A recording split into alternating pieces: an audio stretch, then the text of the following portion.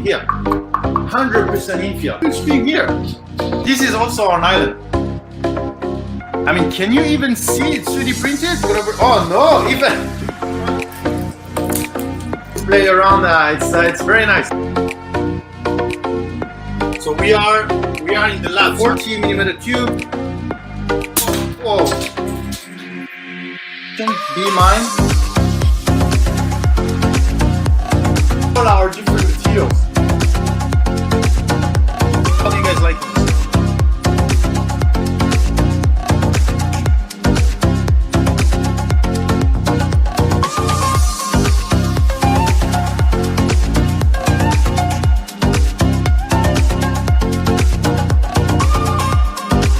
I think we are live.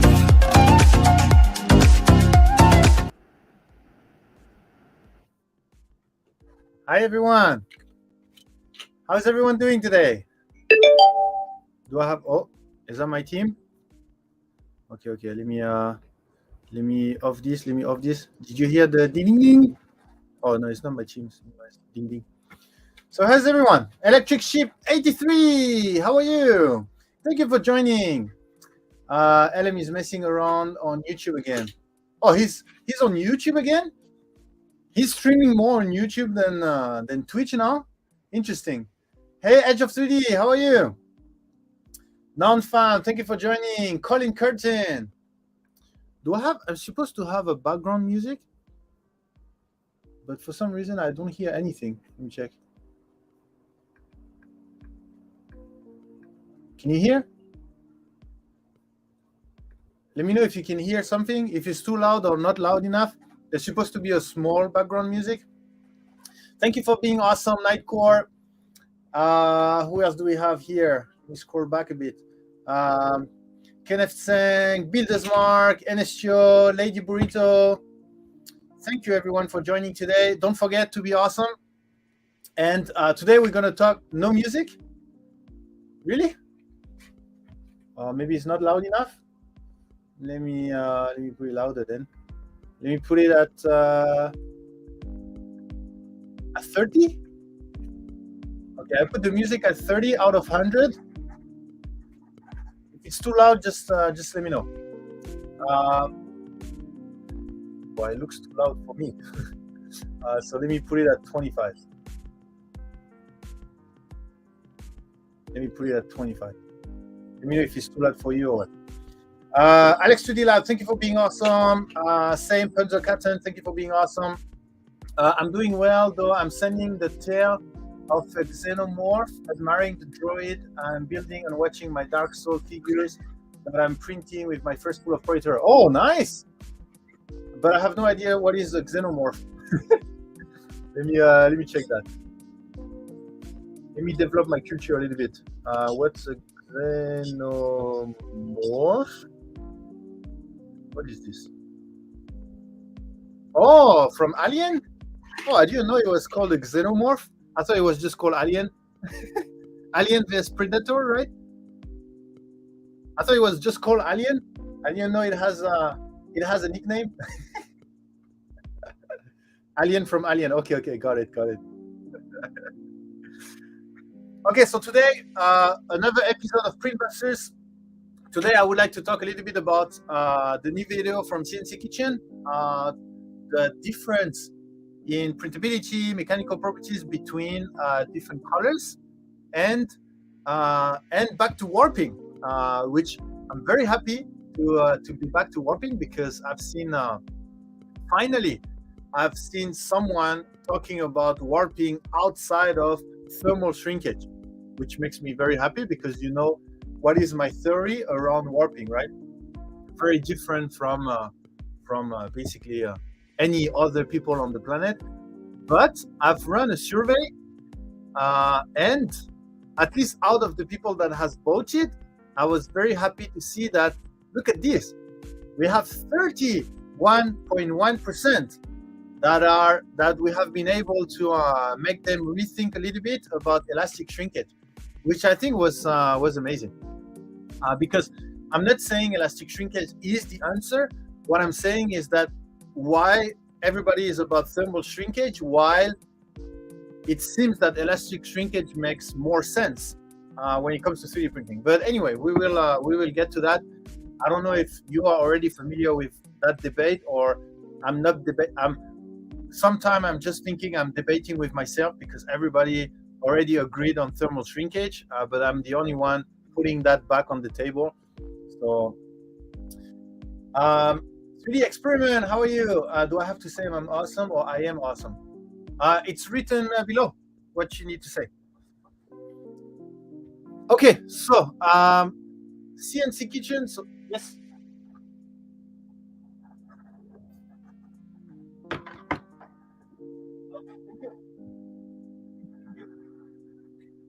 Sorry, I had a very busy morning.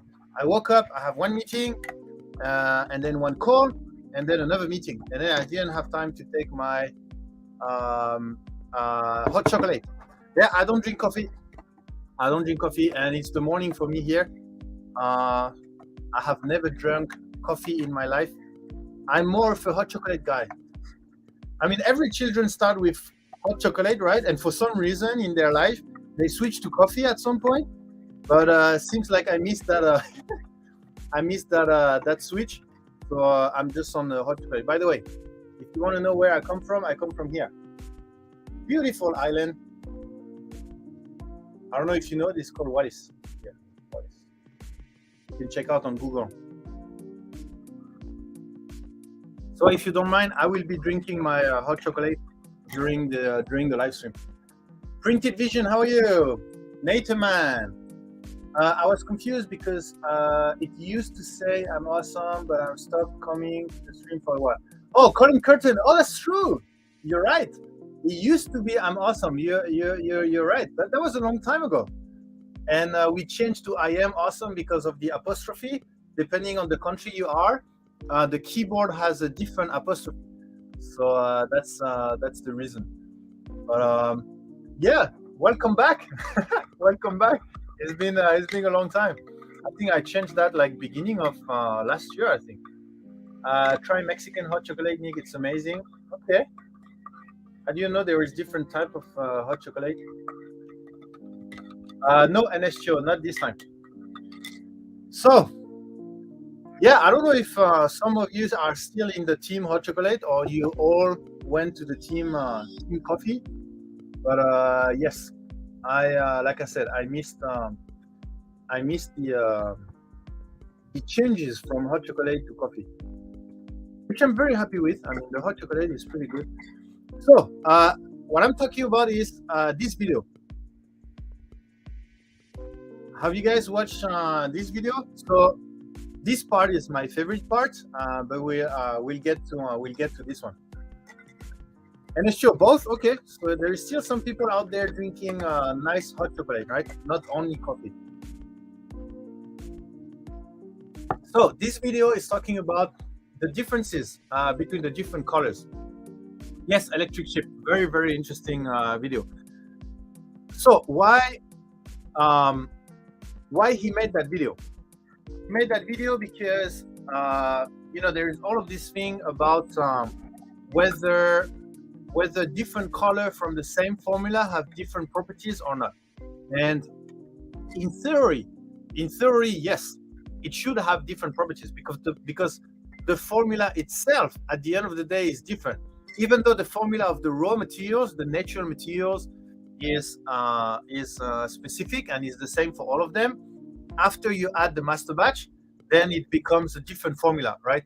One has added carbon black, one has added titanium dioxide, and one has added some other organic compound.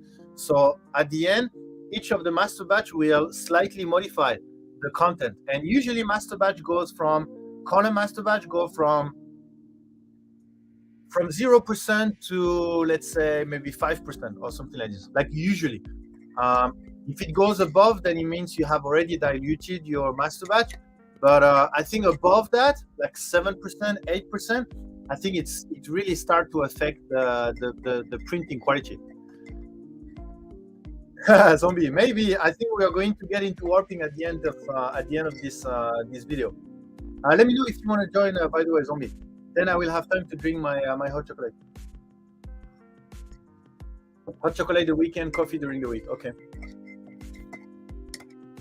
So it does make sense. Now the idea is what master batch or what master batch will affect what property and how it will affect those properties, right? So we won't need to go through this explanation because I just made a summary. So this is the one I was talking last time. Do you remember I talked about the red and whether the red was pink or red? I don't remember which one I was talking about, but I was saying that it was one of the extreme, and you can see it was actually the highest elastic modulus. But I have a few things to say about the video that I think needs to be highlighted to hopefully complete that video. So he had a bunch of material which supposedly come from the same raw material. Okay, this transparent. So I don't remember the brand that he is using. I think he is buying from Das Filament, but I don't think Das Filament make their own filament. I think they OEM the filament, so I don't exactly know from which manufacturers all of these filaments are. But anyway, he is printing different colors, okay, and then he's going to test them. So he has his particular hook to test the overall mechanical properties, and then for the XYZ bars for the annealing, the benchy, I guess, for overall quality, the impact strengths here, the layer adhesion, the tensor strengths on the Z-axis, and the tensor strengths on the XY axis. So that's the different thing that he is testing. So let's have a look at the result. And he printed all of them with the same G code, right?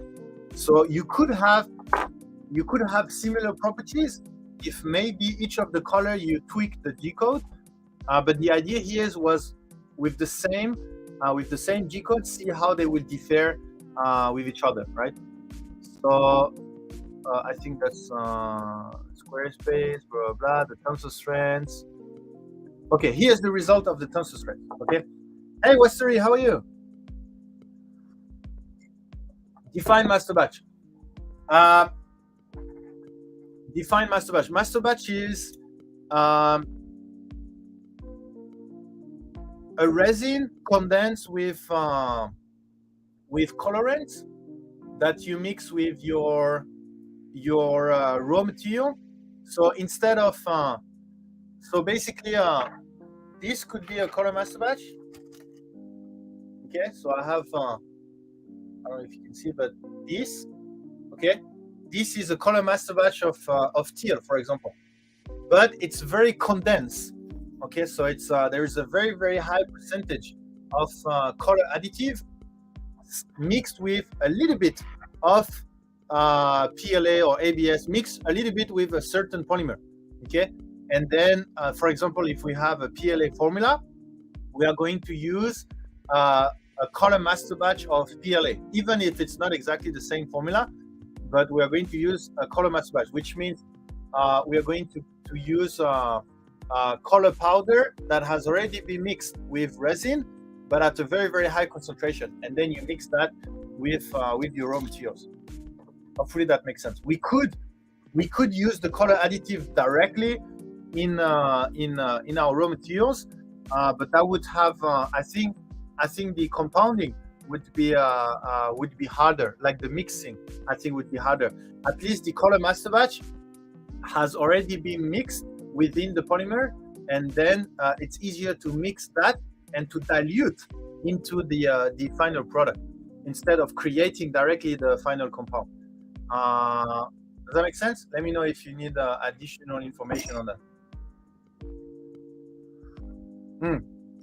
Yes, Chewy, exactly. So that's what I mean. Thank you for being awesome. Show the L3D. I'm doing very, very good, Westery. It's Friday here. My hot chocolate, one of my favorite live stream, Printbusters, and then weekend just after. So of course I'm doing excellent. So you don't throw master batch for PLA into ABS? No, we usually don't. I think the ABS master batch can be used for ASA, But no, we don't use ABS master batch for PLA or PLA master batch for others. Hey Liz, Printbusters, yeah. And Liz, I think our Printbusters is working. I think more and more people are re-questioning standard knowledge when it comes to warping, calibration, food safety. All the topics that we have we have started on Printbuster has made people think a little bit more about whatever has been copy pasted on all the forum, and go back a little bit and rethink, okay, where are the data? For example, everyone is saying white is a bad material, right? Like you shouldn't print with white, it prints terribly, the mechanical properties are very bad, blah, blah, blah. And boom, you have that video that comes out, and then, and then the people that are saying the white is bad, they are like, yeah, but there is no data. I saw that on this forum. And then you go on that forum, and then, yeah, I saw that on that forum. Okay, so at the end of the day, it's like a rumor that like this. So the best, when you see something is, again, welcome to the Printbuster team. If you see something, look at data, resources. Where does that come from? Why these guys are saying this? And don't be afraid of asking why. If you ask something, if someone is saying, yeah, white is very bad, don't print with it, why? And then if he answers something like, if they answer like, yeah, it has bad mechanical properties. Okay, can you send me some link? Do you mind sharing me links where you have seen the data that shows that it's bad mechanical properties, etc., etc. So don't be afraid of asking this type of thing. Otherwise, people will continue spreading this type of information, and we want to stop that with Printbusters, right? Or at least with Printbusters, we want to stop all the information that are spreading and filtering them. Okay, that information about warping, okay, where does that come from? How does that work? Blah, blah, blah. That information about white, etc., etc. Spoken true. Spoken true. Yeah, we want to speak truth on Printbusters. Thank you for being awesome. NSTO, like why heated bed should be limited to 0.4 watt per centimeter square. Oh, I didn't know that.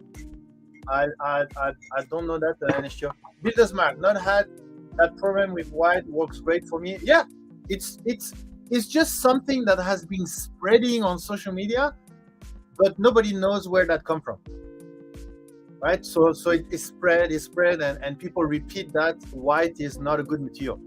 So I understand that the logic is okay, like the logic about the titanium dioxide being harder than the nozzle, so it will be abrasive to the nozzle. So if the nozzle change dimension, you may have worse printing quality.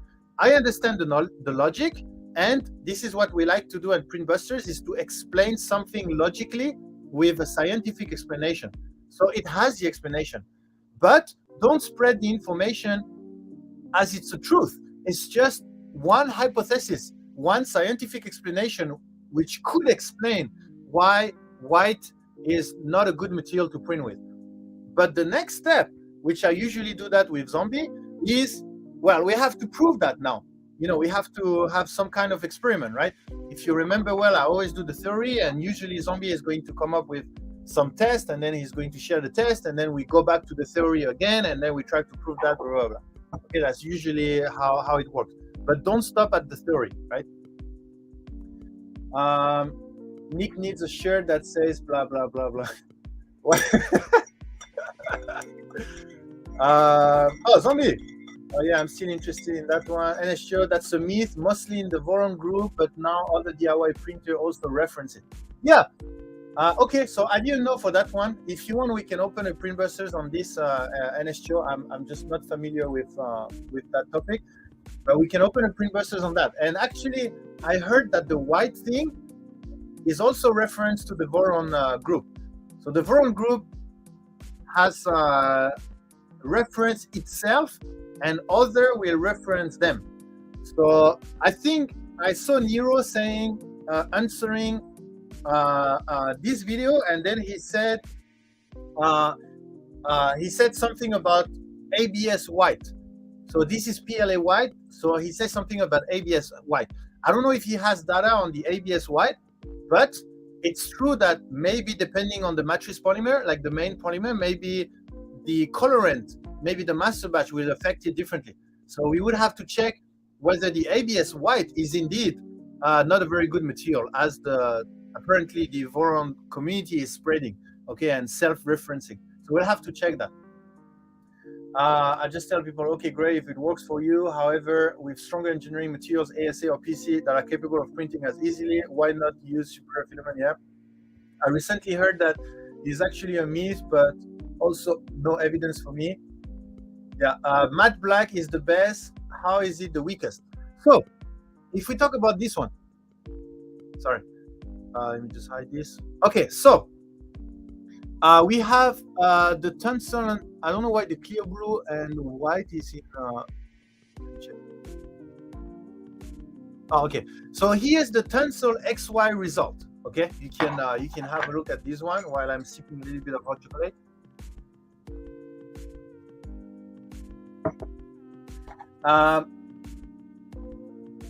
There are many experienced guys there, so they often speak with their experience. See, I had the white experience on my own.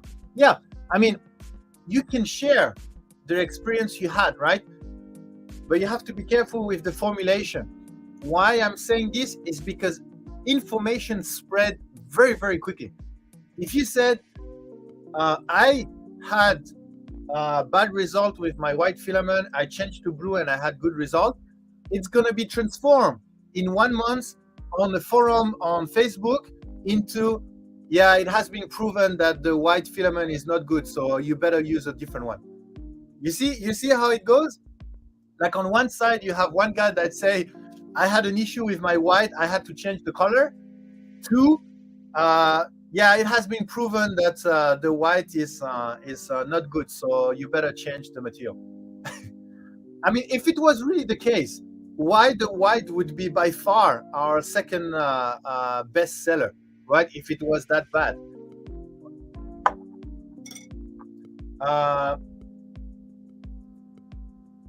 For sure, but what if PLA is actually better than PETG for printed part, or at least some?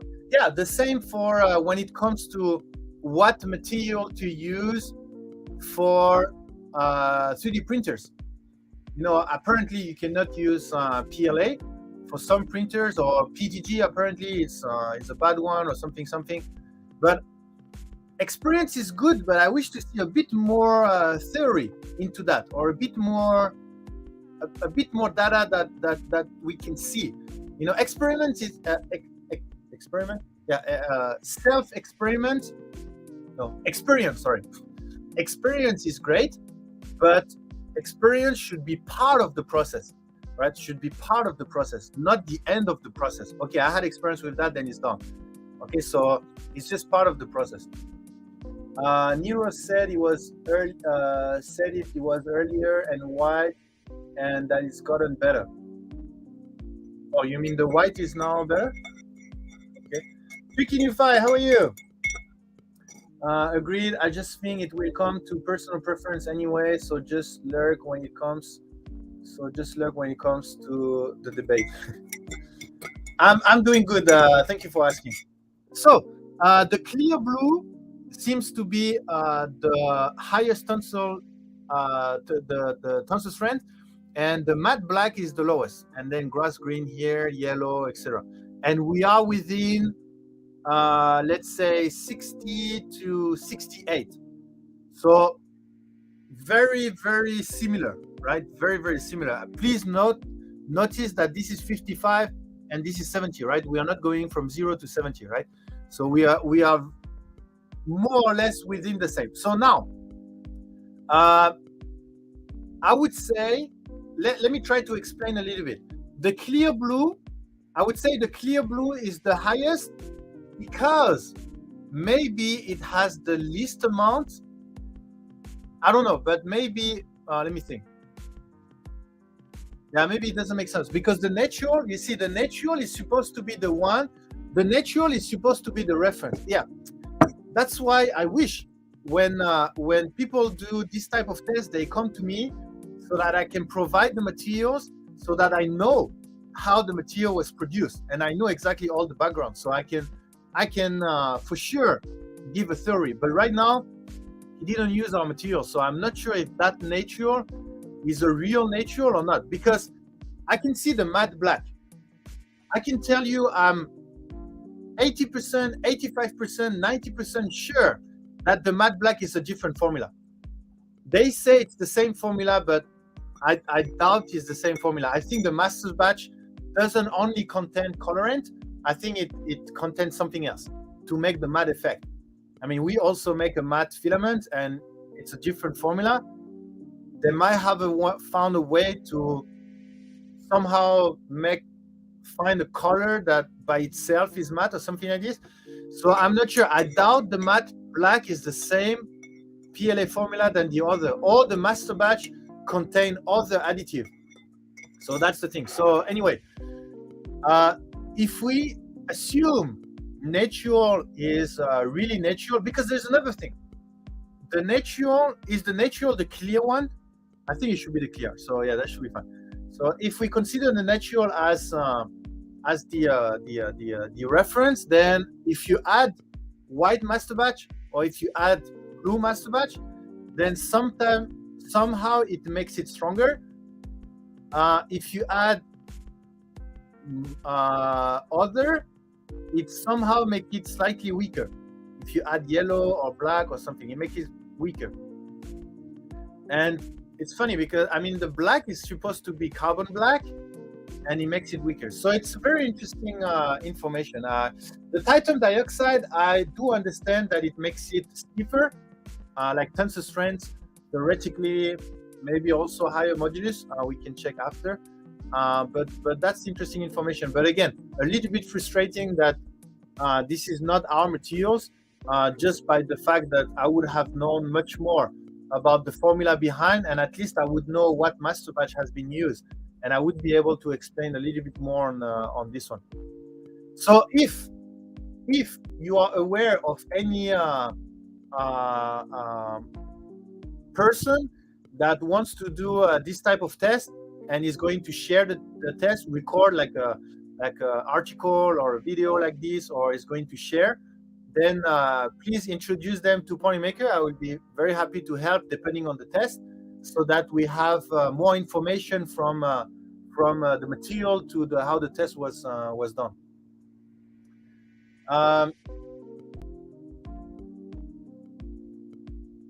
Where was I? Blah, blah, blah. That's why I think people speaking publicly should be careful about their words. Yes, I think so, NSO. Well, people should be careful about their word, but also people receiving the information should be careful on how they spread it as well, right? I hope I can get Creality to do something about this printer, so you can start printing with your filament. Or you have issue with your Creality, or your printer is down. Okay, you should have a backup printer. Personal preference should come from experience, though, and I don't think anyone has strict experience with every material in every situation. It's very interesting. Yeah, looks like the blue pigment increased the tensor strength. Yeah, depending on which blue, because the sky blue does not, but the clear blue, and theoretically clear means it's a small amount of master batch, or it's the master batch that has been created with a clear PLA, not with a yellowish PLA. So actually have some of the white that caused me issues, send it to you if it would help the science. So I actually have some of the white that caused me issue. Okay, maybe contact him and send him a couple of color for Ponymaker. Yeah, I'm already in contact with him, but he's very busy. It's a busy guy. I've seen translucent color PLA and ABS out there, but their raw materials is not translucent, just a bit, I think. Yeah, so that's why. So I can assume they added some other materials, like some people said they added PMMA to make ABS translucent. So that's why I was asking what is the natural, because you've seen our natural color, right? Our natural color is kind of a yellowish color. It's not translucent.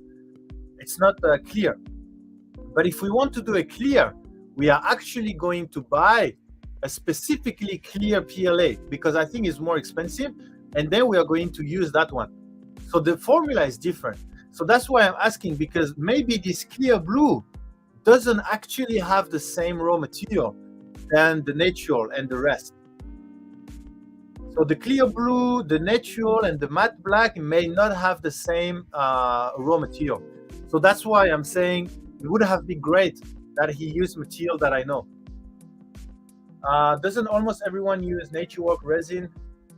Almost, but that doesn't mean we use the same resin, right?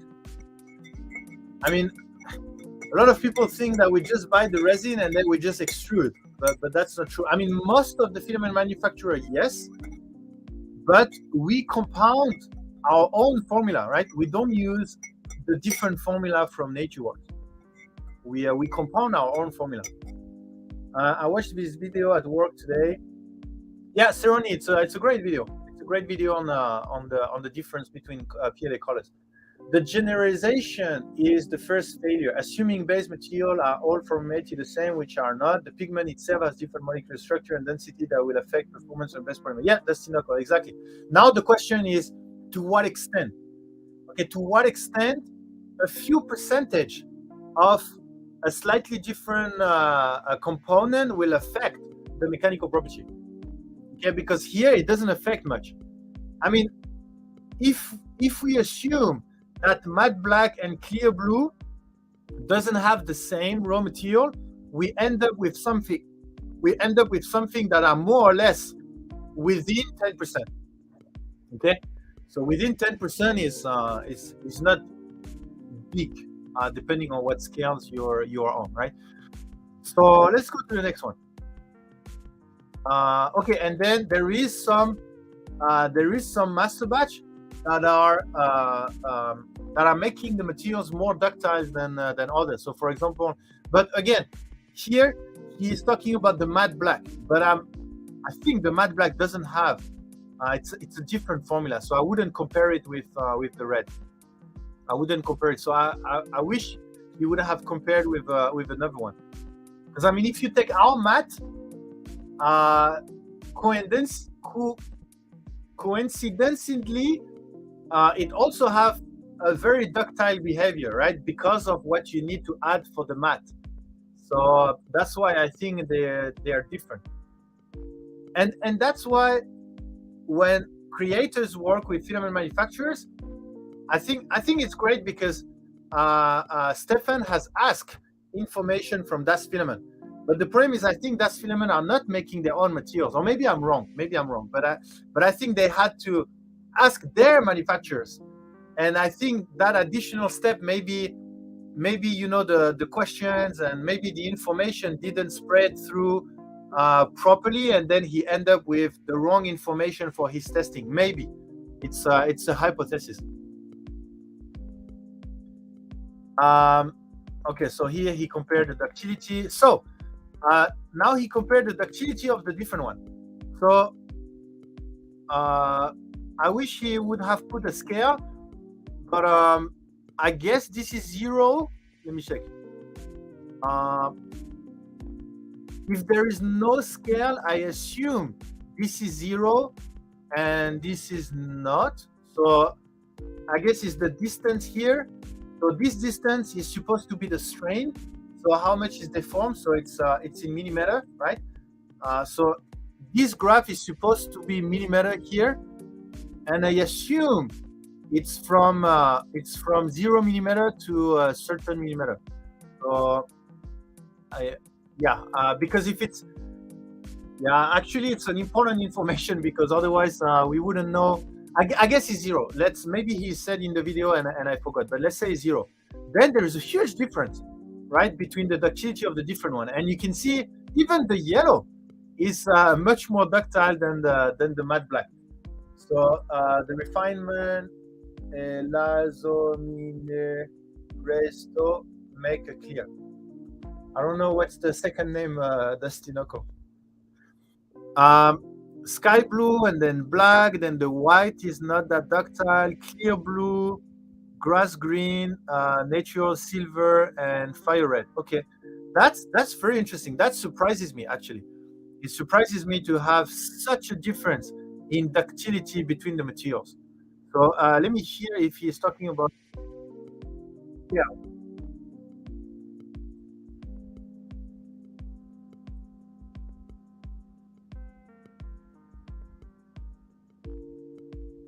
Yielding over 400% more. Yeah, so that means, yeah, that means this is zero and this is not. So that means the yellow started to yield and then it went 400%. It went until here. Yeah, that's very, very interesting. That's very interesting. I mean, that's a huge difference. We should test that as well. That surprised me also. That surprised me. Um, Yes, me too, YouTube. And here I have like 30 stream going. You guys are watching multiple screen at the same time. I guess Friday. Oh no, you guys are Thursday night. Yeah, maybe Thursday night is a busy stream day. But anyway, that surprises me actually. And then he tried to make a correlation between strength and ductility. Usually, the more ductile and the less strong. Usually. Okay, so the tensile strength and the overall modulus will be lower as it becomes more ductile. So it makes sense to try to compare. But when he compared here, ductility and tensile strength, so we have, I guess, our matte black here and our clear blue here, and there's no particular correlation between them. So this is also surprising. So that's why I wish to learn more about the materials itself, because these two really surprised me on how these two really surprised me. The result of these two surprised me. Thank you so much, Westery. Thank you for jumping by. Cerny, so I'm doing my longest print ever. It will finish in 6 hours. Total print time 57 hours. Well, I wish you good luck for the last 6 hours. That's the most stressful hours. Dusty Knuckle, the refinement or elastomer used to make clear filament naturally changed the performance of a raw-based material as much as additive needed to make a matte material. The comparative density is also altered. The refinement and elastomer used to make clear filament naturally changed the performance of a raw-based material as much as additive.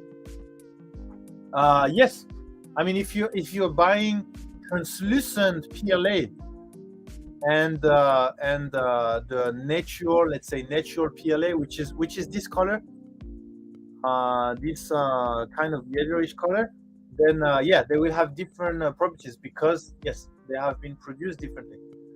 For the matte one and clear one, yes. Hey, Mr. Menik, thank you for joining. I had I keep having some project for you, so I will have to calm down a little bit. You only have 2 hands. Okay, so next is the layer adhesion. So let's go to the result. Okay, so when it comes to the layer adhesion, the fire red, which was the less ductile, is the first one. And then clear blue, matte black is on the bottom one. So, but the white has the highest layer adhesion. And then the natural sky, nothing makes sense in this one. It's very, very surprising. I mean, we're talking about almost a 50% difference. That's huge. You know what, guys? I think we're gonna do the test with our materials because all of these data I cannot make sense of them. I mean, the white being one of the strongest here, stronger than natural, which means it adds rigidity, and I think it's titanium dioxide, so it should make it more brittle and it should lower slightly the layer adhesion. But somehow, if you compare to natural, it has over 10%. like 12% higher layer strength. That doesn't make sense. It's very strange. And then the silver, the matte black, okay, and the clear blue is the same. Why there is such a difference? Very, very strange. Agree, that doesn't make sense. Natural. Michael, natural shouldn't be the strongest one, because you may add a master batch that will make it stronger, or at least higher the modulus. It will make the modulus higher. Like for example, titanium dioxide. If you add that in your if you add that master batch in your base material, it should higher the modulus, which could make it stronger. But what I think doesn't make sense is how they compare with each other. Like why this one is stronger and at the same time has a high layer strength and ductile. I don't understand. It's very strange. It's very strange. And then when it comes to the impact strength, let's see if we can make sense a little bit. So theoretically here we should see similar trend as the ductility. Okay. So if we go and see the ductile one. So here ductility. So the top one should be yellow, matte black, sky blue. And here we end up with yellow, matte black, and sky blue is here. Okay, and then the less ductile one, should be fire red, silver, and natural. And then in impact strength, fire red and natural is here. So, and then let's see, silver has the highest impact strength, and in terms of ductility, silver was oh, you see, nothing makes sense. Silver has one of the worst ductility according to this data, and it ended up having the highest impact strength. It doesn't make sense in a way compared to what we can see with our materials. Like the comparability between their ductility, their impact resistance, their layer adhesion, their tensile strength, they usually follow a similar trend, which in this video, nothing follow nothing. So which is interesting because we are not doing color per color, right? It's a behavior from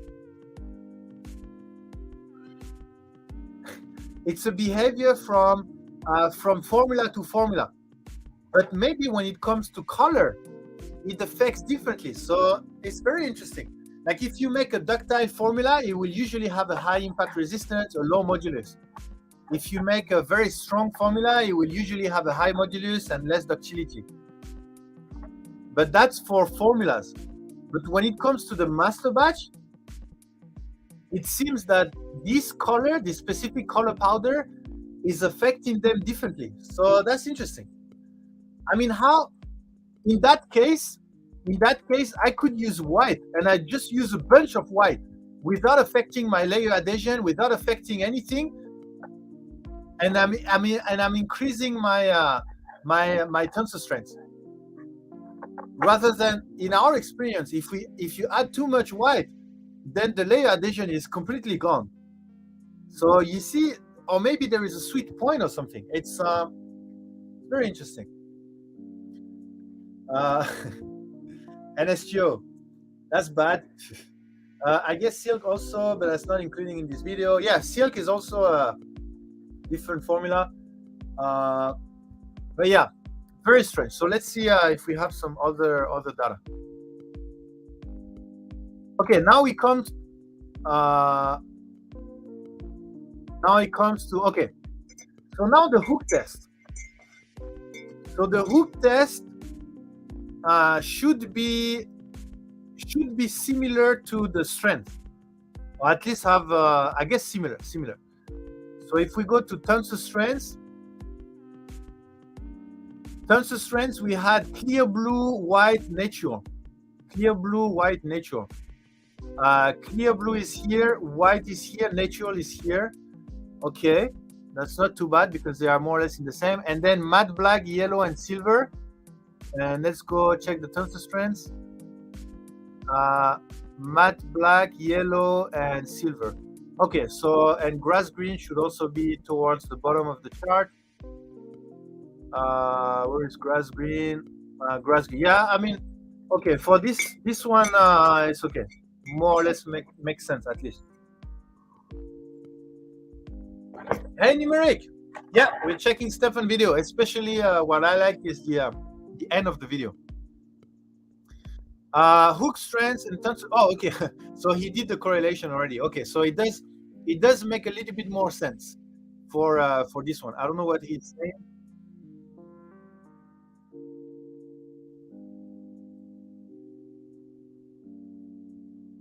Okay, yeah. So he is also saying that that it correlates quite well. So okay. Now comes the amazing part, which I discovered thanks to Santiago. He sent me this on Twitter, if I remember well. So he wanted to see the annealing performance of the different material, whether they shrink the same way, whether they behave the same way, right?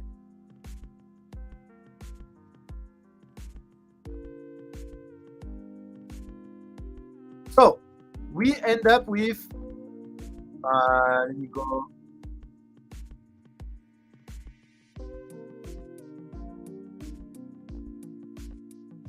Okay, so I don't know if you can hear what he said, but basically he talked about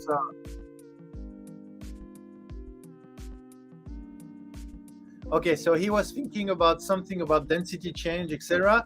But now he's considering something else, which can you guys hear? Can you guys hear the video? Can you hear what he's talking about? If not, I need to share it in a different way. Hey, Santiago, how are you? We just talked about you. I wonder 4 things. Do colorant affect flow, moisture absorption, cooling rate, crystal nuclearization? Flow, I mean, in theory, yes, it affects the flow, yes. It will affect the melt index. Moisture absorption, yes. Cooling rate, yes.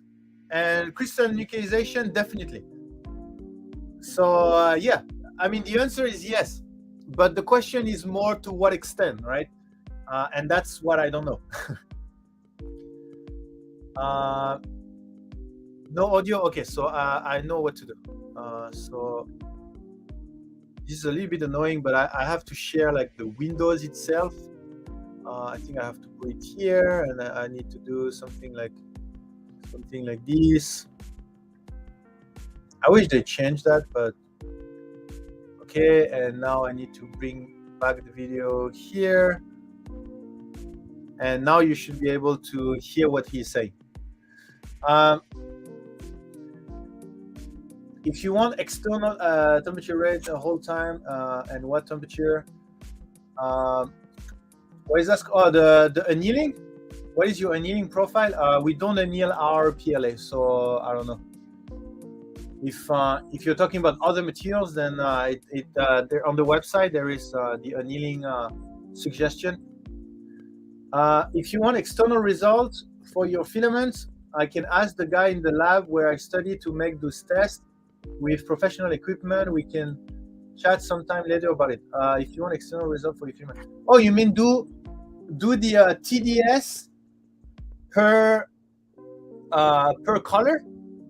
They can do all of these tests like tensor strands and impact strands and the bending strands, and maybe melt flow, this type of thing. They can provide all of that, because the most important when you do all of these tests is the most important is how you print. You have to print all of them in a very, very similar way, and that's the hardest part, in a very standard way, and then you can test. Oh, okay. So yeah, let's talk about that, non-fam. You can reach out to me on Discord. That would be interesting. I mean, depending on how much they charge, because we can also do it, right? But if they can do it, if that can save us our time for not too much, then that would be awesome. I'm very happy to send all the Polylite PLA colors, 25 colors, and then we have the result. Oh, that would be awesome.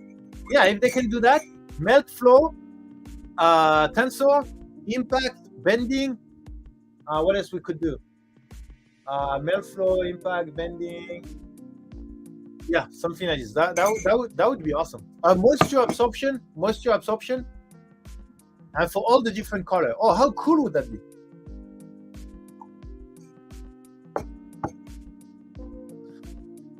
Hey, Bob.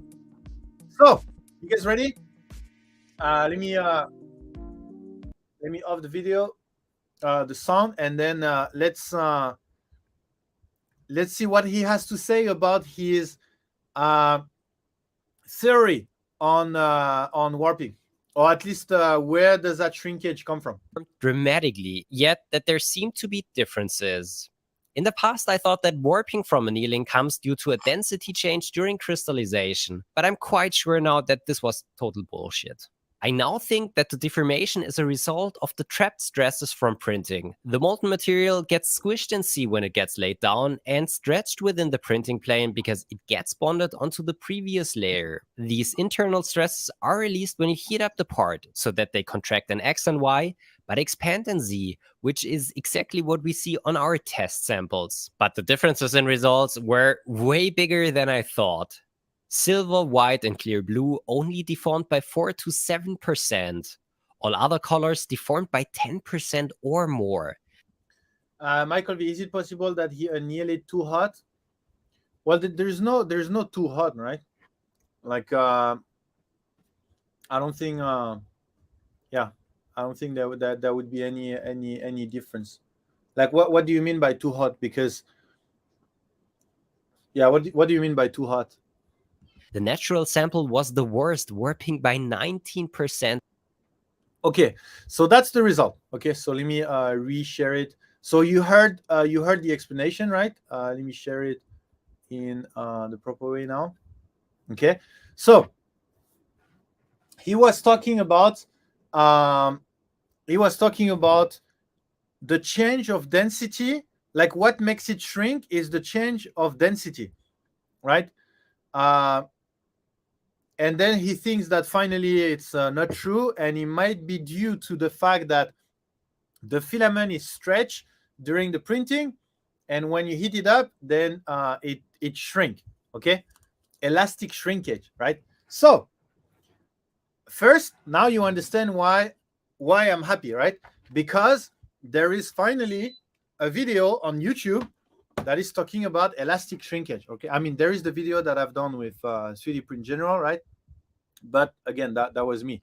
But now there is a third party that is talking about this. So I don't know where that theory come from. I have my idea, but because we are the only one talking about the theory, so that might come from that. Hopefully, that would mean the work we are doing every Thursday night is useful.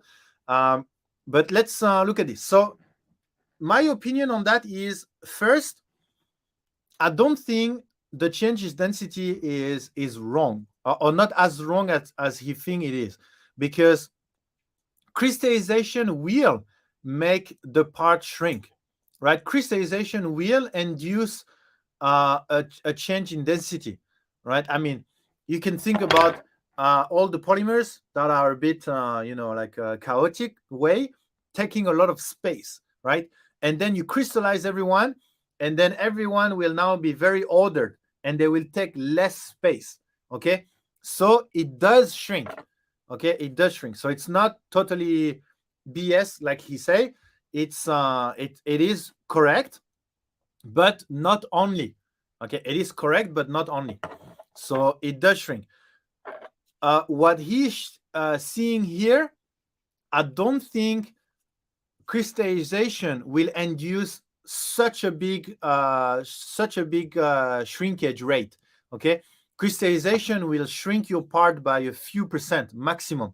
Okay, if it's more than that, then there is something else than crystallization. Okay, so let me stop here a little bit to catch up on the chat. Didn't he cook them at 100 degrees? Would they have warped less had he annealed them at lower temperature? Let me think. It depends on the time also.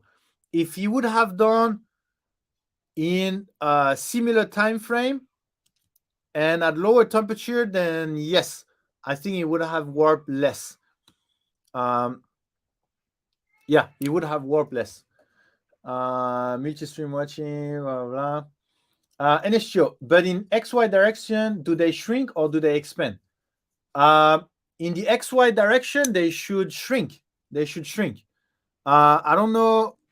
Let me check. Oh, is it expanding? I think it should. Let me think. Yeah, it should shrink. Y, X, Y, and Z. Oh, okay. So it does expand also on the XY? Let me check.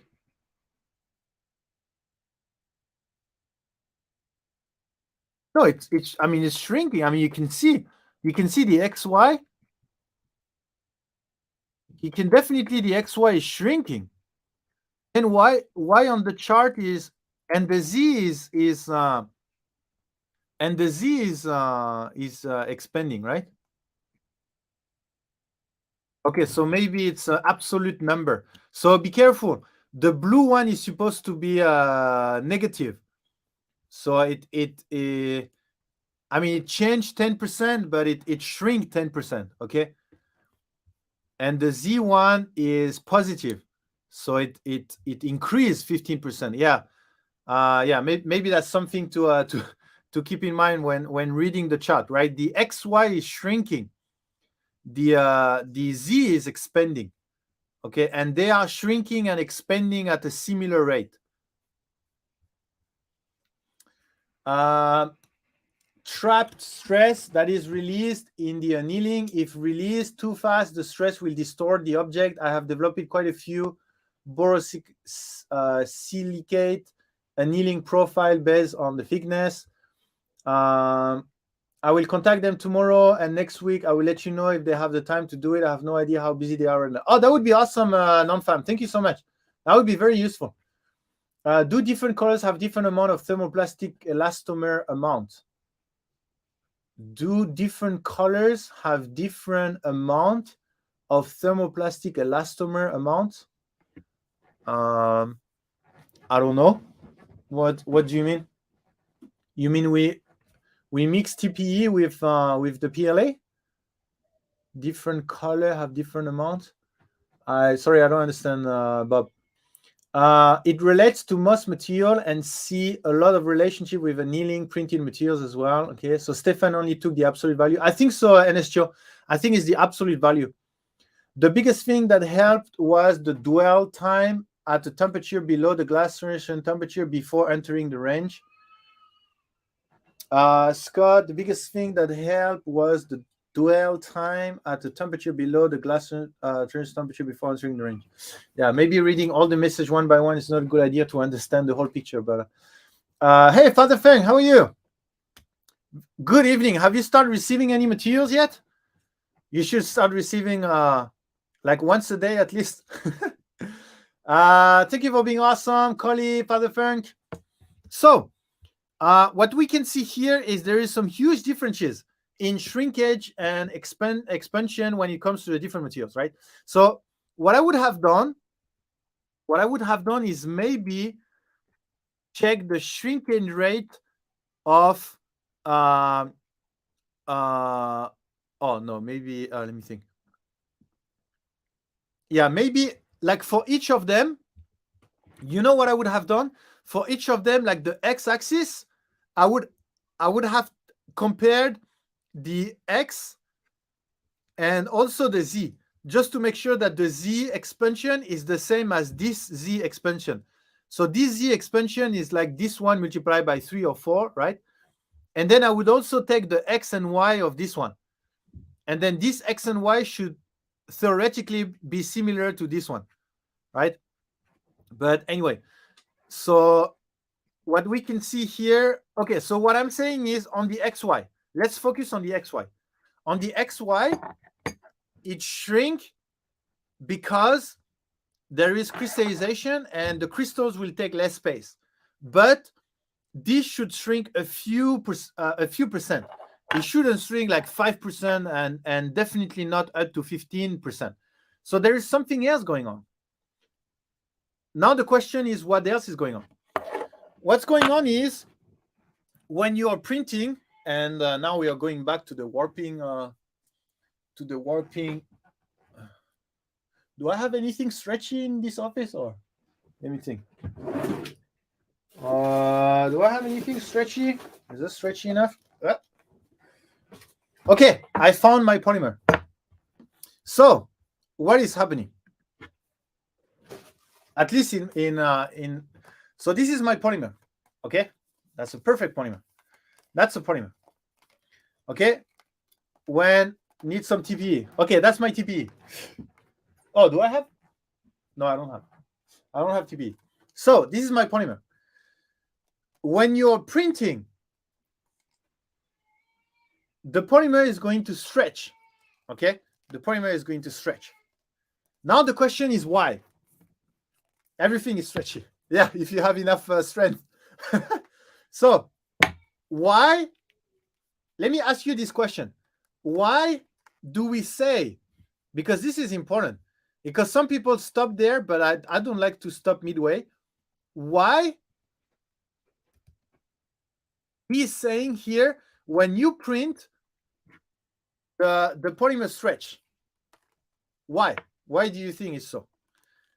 Because he's saying an explanation. Well, let's hear again what he said, and let me let me know what you think. Why pushing plastic through a nozzle and building a layer? Why does that stretch the polymer? Okay, and let me put the video again, because it's good to say stretch the polymer, so it needs to come back, right? But why does it stretch the polymer? And why it's important to know why is because the result of that is we want to make sure that it doesn't stretch the polymer. So you'll have to understand why it stretched the polymer, so that you can avoid that it stretched the polymer, so that you can avoid warping. So let me reshare it in the strange StreamYard way so that you can hear. Okay, so it's very important.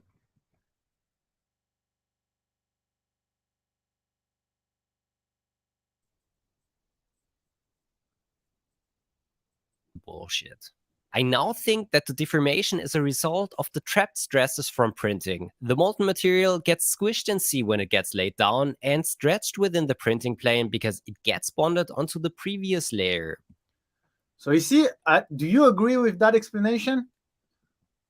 Or do you even understand the explanation of why the polymer gets why the polymer gets stretched? Of the trapped stresses from printing. The molten material gets squished in C when it gets laid down and stretched within the printing plane because it gets bonded onto the previous layer. You see why? Like he said, let's do one more. Down and stretched within the printing plane because it gets bonded onto the previous layer. It gets stretched because it's bonded to the next layer.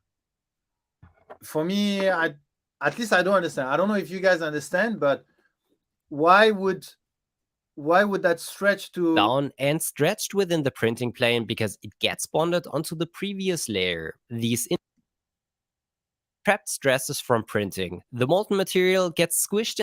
The molten material gets squished. And see when it gets laid down. When it gets laid down, okay, it gets squished and stretched within. And stretch. But why does it get stretched? Where is the stretching force coming from? The squishing, I understand. Like, I mean, kind of.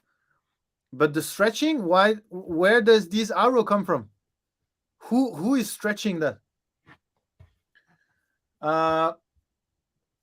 Because you heat it up and lay it out flat. Because you heat it out. Yeah. I'm learning a lot when I watch the stream. Oh, thank you, 3KNew5. I'm also learning a lot. I'm learning myself while we are trying to understand things together. right? Again, it's not a teaching stream. It's let's gather around and try to understand things stream. With enough precision in measurement, anything is rubber. Yeah, that's true. Even glass. The volume under the nozzle is less than the volume through the nozzle. That's why it stretches. Mighty Bean, the volume under the nozzle is less. The volume under the nozzle, okay, is less than the volume through the nozzle. That's why it stretch. Okay, I get what you mean. Okay, yes. Yeah, that could be. That could be. The application of heat and pressure stretches it. The application of heat and pressure stretches it. Cooling shrinks it. Nervous Pizama, the application of heat and pressure stretches it. Why putting heat and pressure would stretch a polymer? Like if I have this and I put it very hot and then I put pressure, why would that stretch? Why would that stretch it? Squeeze and stretch. Maybe we are really pulling it out of the nozzle. Okay, that's another explanation. That's similar to what Mighty Bean said. So it's not the, you could have the idea of it's not the extruder that is pushing the filament in, it's the filament outside that is pulling in out. But if you watch the video from Mirage C, I think he has not proven, but he has some data that goes towards it's not really pulling it outside of the nozzle. But I think there is some force that is pulling. But is this force enough to stretch the polymer? Yes, think about pressing two lines of clay together. Oh, you mean like this, right? So the heat. So you mean the squeezing? The squeezing is stretching them. Okay. Yeah, that makes sense. That makes sense. So let me think. So okay, you press them.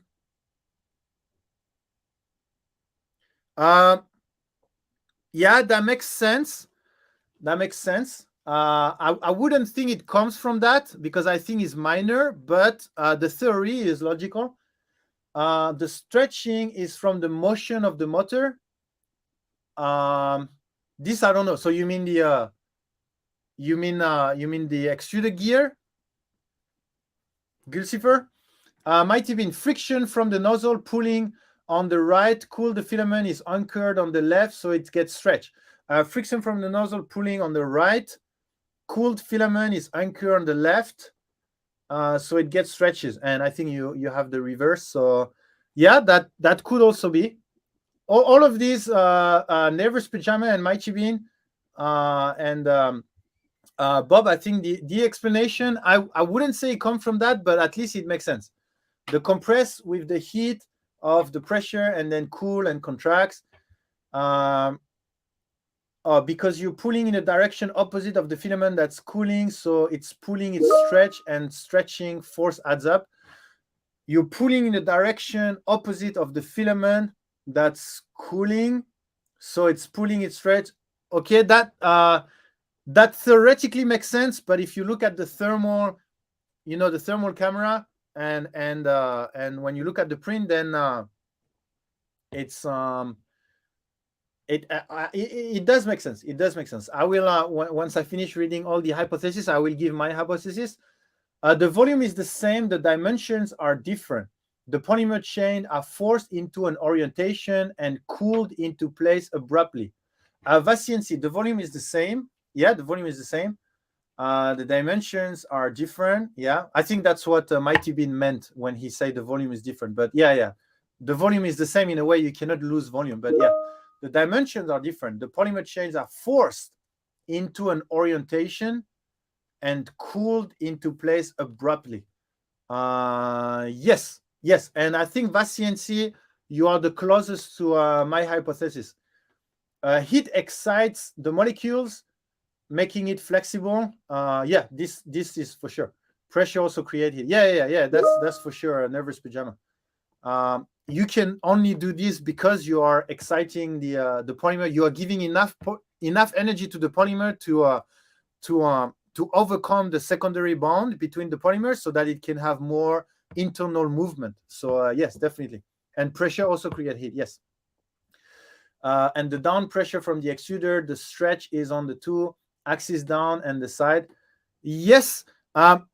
Why I don't think this is correct. I mean, it's correct theoretically, and why I don't think that's what is happening is because that would mean the stretching are a bit on the different side. But when you have the warping issue, it's very, very oriented. And the hypothesis I have, which is similar to VAS-CNC, but a bit more detailed, it really stretches and oriented in only one way. Santiago, VAS-CNC, that's right. And thus the polymer might have less free volume, which measure the empty space around the polymer chain. Yeah. Nathan, I'd say that the stretching could be related to the cooled of the filament that is already laid down. Okay, so you are going back to thermal shrinkage, saying that the filament that has been already laid down is shrinking because of thermal shrinkage, which is pulling, stretching the rest. That could be theoretically correct, but practically, I think it would be very, very negligible. I think because when you lay down, literally after the polymer touch the other layers, in a few seconds, if not less than 1 second, it already reached almost the final temperature, the room temperature. When cast iron's parts are poured into a mold, even without pressure, there is stress within the part. They are often de-stressed at high temperature, the ground to a precision dimension. When cast iron parts are poured into a mold, even without pressure, yes. Well, I say yes, but I have no ideas metal casting. But okay, that's good to know. That's called the measurement of force, stress, and pressure are on a micro scale and very nominal. Why is there a resulting 5% to 18% shrink and wrap? Okay, that's called. So here's my hypothesis, and I do have some documentation that I can take. If you guys don't know, I wrote material science chapter in one of the 3D printing book. I think it's the top one on Amazon, the 3D printing book. And in that book, there is a whole material science chapter where I explain all my theory about 3D printing phenomenon. Not only when it comes to warping, right? What is stringing? What is oozing? What else do I talk about? Warping, of course. And I talk about some other phenomenon which I forgot. But let me get where is that? Let me get my training document first. So let me get this one. Do I have this? Okay, let me get my training document. So if you are interested, please check out. Let me see. Let me share that. Please check out if you go on Amazon. I think it should be the first book. Let me check. 3D printing book should be the first one. Yeah. So this book, the bestseller here, this book has a whole material chapter inside about material science, and I explain all my theory and everything inside. So if you check, there is not here. So this. So this is a training document that I wrote for the Polymaker engineers, but this is just let me see. Polymer definition, properties, blah blah blah. Blah blah blah. Okay, so warping, oozing, and overhang. Oh yeah, so that's the main phenomenon that I'm explaining in the book. Is what's warping, what's stringing, and what's overhang. Like how do you solve them and blah blah blah. So you guys can check out this book, and there is much more than that. But the material science is just kind of a hobby. that I did with Sean. So, and he will be happy to have some of the people from our community going and have his book. So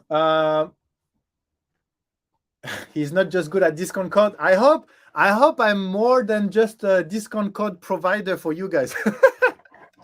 Or I'm just the guy that provide discount code. Okay, so no discount code, no interest. Is that the type of relationship we have?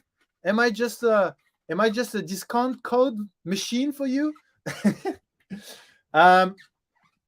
Oh, you have the book Vaciency? Yeah, it is an amazing book. It is an amazing book, and I think that's the reason why. It's the top one. It is a good book. No discount, no problem. I love you too, 3D Experiment. I was just joking. Toronto then 3D. What roles does annealing play in the individual layer and in the part being printed on the whole? The idea that the molecules are rearranging themselves in a manner that relieve internal stress implied that there are stresses like shear force between layers and internally within each layer are being relieved. Yeah, that's true. That's true, Toronto.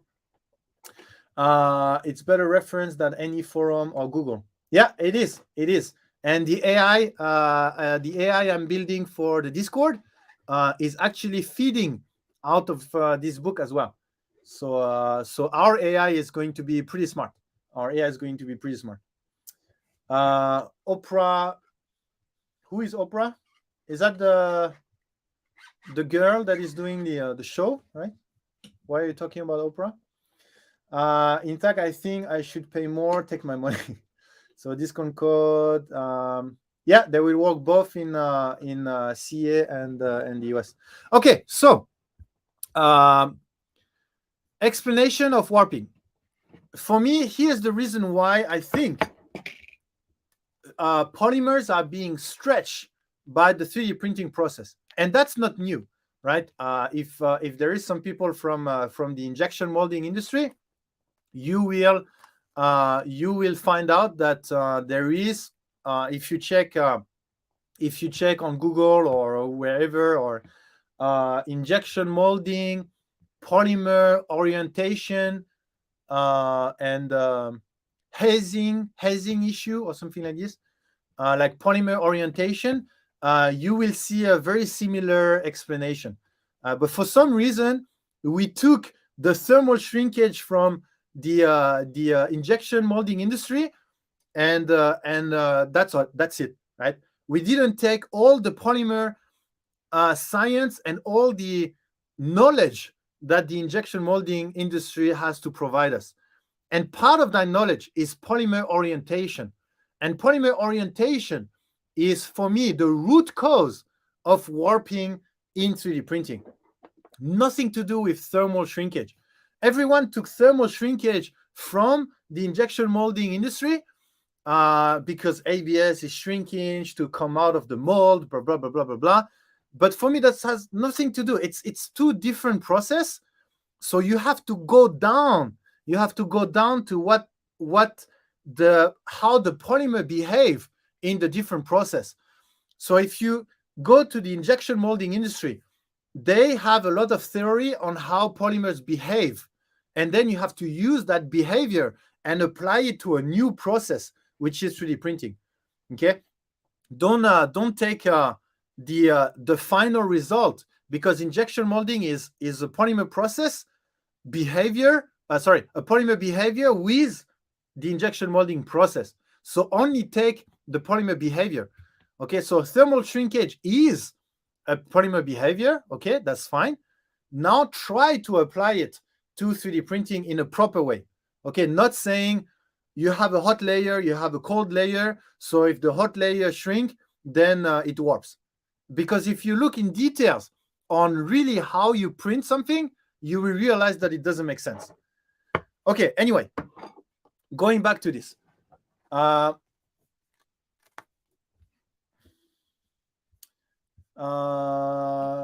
She's the one that gives out all the things. You get a roll, Oh, really? Okay. I don't follow the Opera stuff, so I have no idea what it is. But okay, I understand. The biggest difference between injection molding and 3D printing is constraint. The biggest difference between injection molding and 3D printing is constraint. Uh,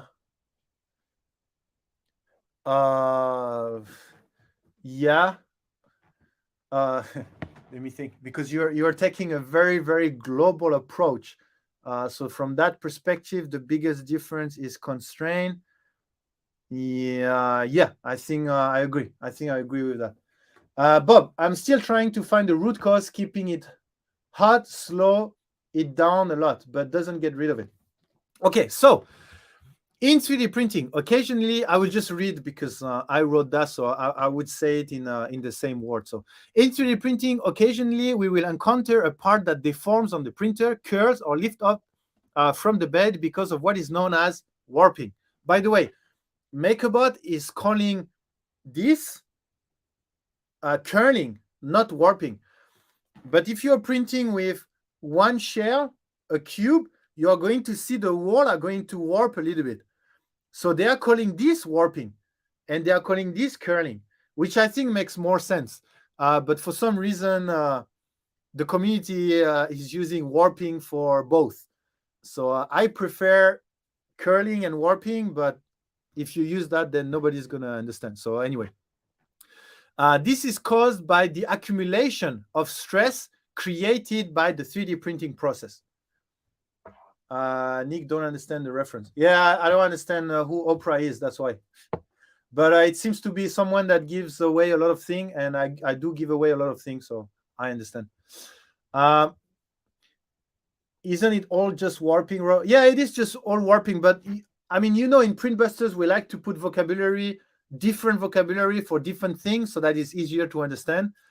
Like, for example, stringing is different from oozing, and clogging is different from jamming.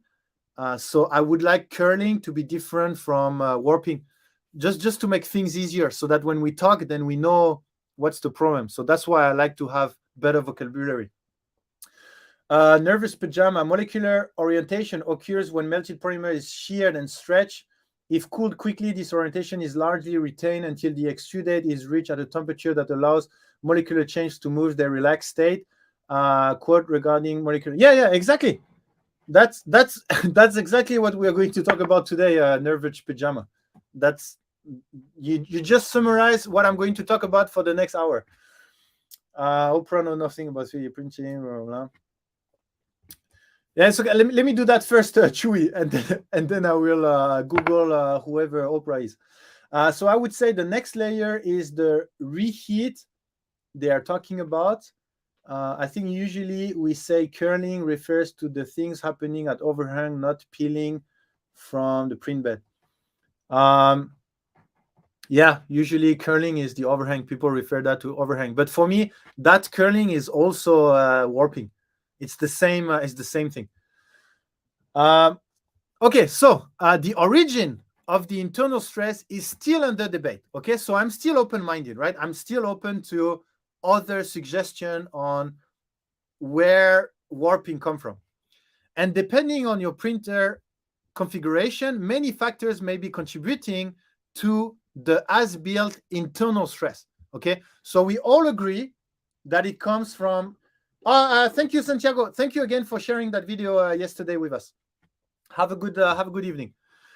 So we all agree that warping comes from internal stress. Okay. Now the debate is where that internal stress come from, right? Here's one hypothesis which should be considered for all FFF machine. Why I say this way is because nobody considered that theory. And although I stay open-minded, I would like more people to consider that theory more than the thermal shrinkage. So the stress buildup during the process is responsible of the part deformation. During the extrusion process, the polymer is forced through a die, a small hole, the nozzle, basically. And during this step, the polymer chains will be stretched to a stress state, then applied to the build plate or a previous layer of plastic. This stress will slowly be released over time. However, if the temperature does not allow the polymer to freely move enough to release the stress, or if the layer is not well applied to the bed or the build plate, the accumulation of this stress throughout the layer will force the part to macroscopically deform. Warping and cracking is always representative of this accumulation of stress exceeding the bond between the bed or layer adhesion. Where does the stretching come from is because of the friction between the polymer and the inside of your nozzle. Why? Because the friction is going to create a velocity profile within your die. And this velocity profile is going to force the polymers in the middle to be pushed faster than the polymers, than the part of the polymers that is slightly on one side, on the other side. So you can think about, okay, let's say I have my katana here. Let's say this part is moving faster than this part. Then if I go down, it's going to do like this. Okay, I mean, don't care about this, but if this part is going faster than this part, then it will orient itself. Okay, so that's for me the root cause of the polymer stretching. The root cause of the polymer stretching is the velocity profile of your nozzle. If you have a very sharp velocity profile, then it will force more the orientation. So now that you know that, what are the ways to reduce warping? Then now that you know that, then you can try to play on flattening this velocity profile. Okay, so instead of having a sharp velocity profile, then you need to have a flatter velocity profile. How to do that? The velocity profile is built out of multiple factors. Factor number one, the friction between your polymer and the interior of your nozzle. So if you have a nozzle design that has some kind of coating inside that allows very, very minimum friction, then that will already reduce the stress in your part. Okay, so we can ask nozzle manufacturer to I don't know, we can do a test where they design the most frictionless nozzle on the market, and we compare it to another one that is less that is a regular one that has more friction. Okay, but less friction means the velocity curve is going to be flattened. Okay, so that's one factor, friction. Another factor is the speed. Okay, so the faster you go and the more you're going to have difference between the wall speed and the middle of the center of the nozzle. Okay, so speed is another factor. The other factor is the viscosity of the material. The more viscous the material and the sharper the velocity profile will be. And the less viscous the materials will be and the flatten the curve will be. So how do you make the polymer less viscous? Then you have to have it at a higher temperature. So if you print at a higher temperature, then you will have the material that is less viscous, so the velocity profile will be flattened. Okay, so there is some others. There is some other factors, but let's say you get my meaning, right? Once you have the root cause, once you understand properly the root cause, you can easily find thousands of different solutions, right? And this we are only talking about reducing the root cause. You can also use a bigger nozzle. If you use a bigger nozzle, then the velocity profile will be also less sharp, will be flattened. Okay, flatten the curve. Okay, warping, flatten the curve. You want to get rid of the stress, flatten the curve. Okay, and that's only if you want to deal with the root cause. Okay, if you don't want the stress to accumulate. Now, what if you have that stress anyway? How to get rid of that stress? Okay, how to get rid of that stress? So let me pause here. Let me know if you have any question regarding the root cause of the stress and how to solve that root cause. How many weeks to flatten the curve? Yeah. Too many COVID cases, flatten the curve. Oh, it's Dr. Quad. Welcome in, Dr. Quad. Let me catch up a little bit on the chat while I was talking about all of this. I mean, I'm a very passionate guy. I can talk about 3D printing science, material science, 3D printing phenomenon for hours and hours and hours. So you have to stop me, right? I force myself to stop so that I can read what you guys are writing. So if I use a 1.75 nozzle, there would be no squeezing, no stress. Well, kind of, but I mean, you have some other things that takes into account, right? Oprah gave her entire studio audience a car, Hawaii vacation, big prices for hundreds of people, giving an entire audience this desirable price is called an Oprah moment. Oh, okay. Okay, then I'm okay. If all the spools I'm giving away is a desirable, then we are having a lot of Oprah moment in Polymaker. Is this the jam free tech? No, Dr. Quad, that's different. We're talking about the warping. We're debating around the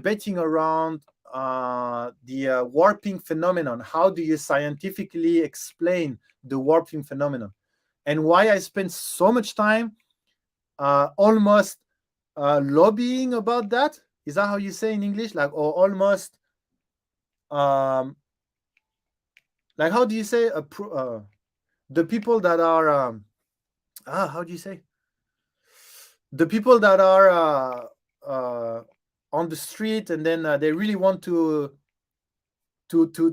pass a message through. Anyway, I really want, because the common knowledge for me is not based on anything. It's not that it's wrong. The thermal shrinkage is not that it's wrong, but I feel like everyone doesn't really understand. They are just not brainwashed, but they are just sucking knowledge that has been sucked somewhere else, and there's no beginning, and everyone is referencing to themselves, and there's no scientific explanation anywhere. And that's why I want to I have the words meditate. Oh no, not meditate. I want to spread the word about this. I don't remember how to say. The best way to reduce warping is by Polymax. At a slower speed, yes. So we talked about that. So actually, a well-machined nozzle with a very smooth internal surface can help. Yes, it can.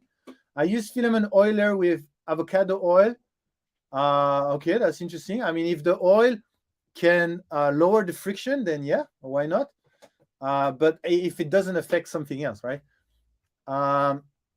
Really appreciate your enthusiasm for the material science around 3D printing. Yeah, Dav Gallen, I'm a big passionate. Her brother, sorry, had some manufacturers stop by my studio, and yes, you're passionate, which is why it's fun to watch your stream. You make a subject I know nothing about. Interesting. I mean, I also don't know that much, but I just try to put the things together, right? We know, I mean, we all know about the velocity profile. We all know about some type of friction. It's just that we need to put everything together. We need to try to make sense. Like, why heated chamber help? Why a heated bed help? Why this? Why this? And then we try to put piece by piece. And then we just learn on top. Viscosity, did you say more heat makes it less viscous? Yes, Ironman. The more heat, less viscous. And you want less viscosity inside this. Because the more viscous, like let's say you're using honey, and you make honey going through a pipe, then the honey touching the pipe will be basically 0 meter per second, and the honey inside the pipe may be at I don't know, 0.3 meter per second. But if you heat it up, then you will make it less viscous, and then you will make it flow better, and then you will have that curve that will flatten more, because of the shear stress will be less from one theoretical layer to another theoretical layer. Event is lazy. No, I don't think it's that word. It's another word, but I forgot. Just say the word and I'll go door to door talking about warping. Polymaker is the brand I know that give back the most. Thank you so much. Advocate. Thank you, Daddy Wazi. Advocate.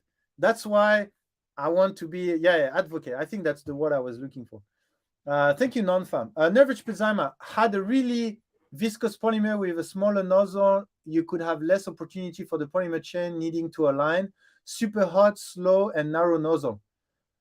Let me think.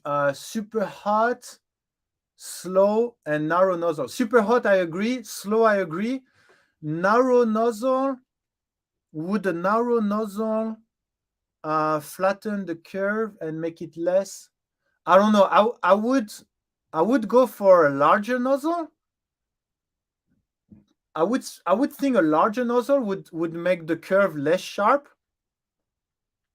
But I don't have a particular explanation. But I would just my judgment. That's first attempt or typing didn't go so well. My VPN crash. Welcome to China, Dr. Quad. I'm also on VPN right now. Thank you, Debbie. You're also awesome. Is there more book related to material science? I don't know. I don't read. I don't know if I shared that about me, but I don't read anything. I don't like reading books and stuff like this. Somehow I was not.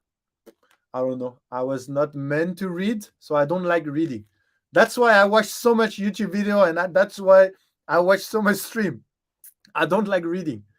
That surprised me that I made a chapter in a book, by the way. That surprised me. I mean, for someone that didn't read any book in his life, that's nice to have a material science chapter. Nervous Pajama, you make me want to go out and get one of those fancy thermal images now. Nervous Pajama, that's the goal. The goal is to inspire people to go and test, to go and figure out the things. Okay, not just copy pasting what everyone is doing, but go and check, go and confirm, prove, question, having some critical thinking. That's what I want to inspire people to do. Hey, 3DHP, how are you? Is that tomorrow your event? Tomorrow is your event. Sideline review. Are we learning something fun tonight? For me, yes. For me, it's a lot of fun. Whatever we're learning is a lot of fun. We're learning about warping. Go and drop a couple of grand on test equipment. Not a fan of reading either. Hurts my eyes. A lot of before some of us, my eyes are fine.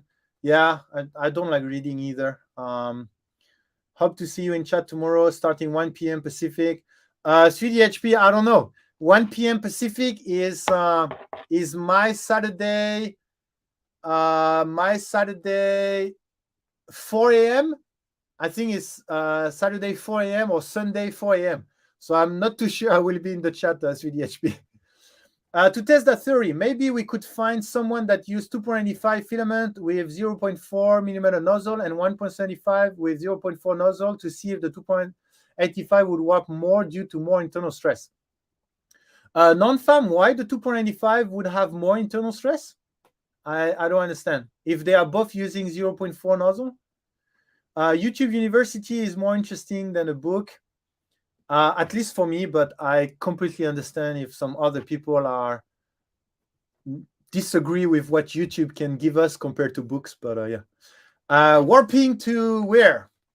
Nick is allowing me to give away 5 rolls. Yeah, if you guys want to go on 3DHP tomorrow, I mean tomorrow for you or today for you, he's going to show off his new bamboo and give away 5 spool of Pokisker. So tomorrow, Jerry is going to give away 5 spool of Pokimsker. It's a new brand of filament, I guess. Okay. Anyway, so that was the small break to like sink down a little bit our brain. So we talked about the root cause of, or at least my theory of the root cause of where the stress comes from. Now, you will have stress anyway. Okay. You will have stress anyway. So, as a result, there are 3 ways to prevent warping or cracking. Okay, outside of the ways I explained about reducing the stress. Okay, give polymers enough energy to move freely and release their... Oh, no, I think I already designed it in a way. Okay, there is 3 ways to prevent warping and cracking. Number 1, you can give enough energy for the polymers to move freely and release their internal stress. Okay, so that's number 1. Number 2, you can improve the bed or the layer adhesion. And number 3, you can reduce stress creation. Okay, there is 3 ways to solve warping or cracking.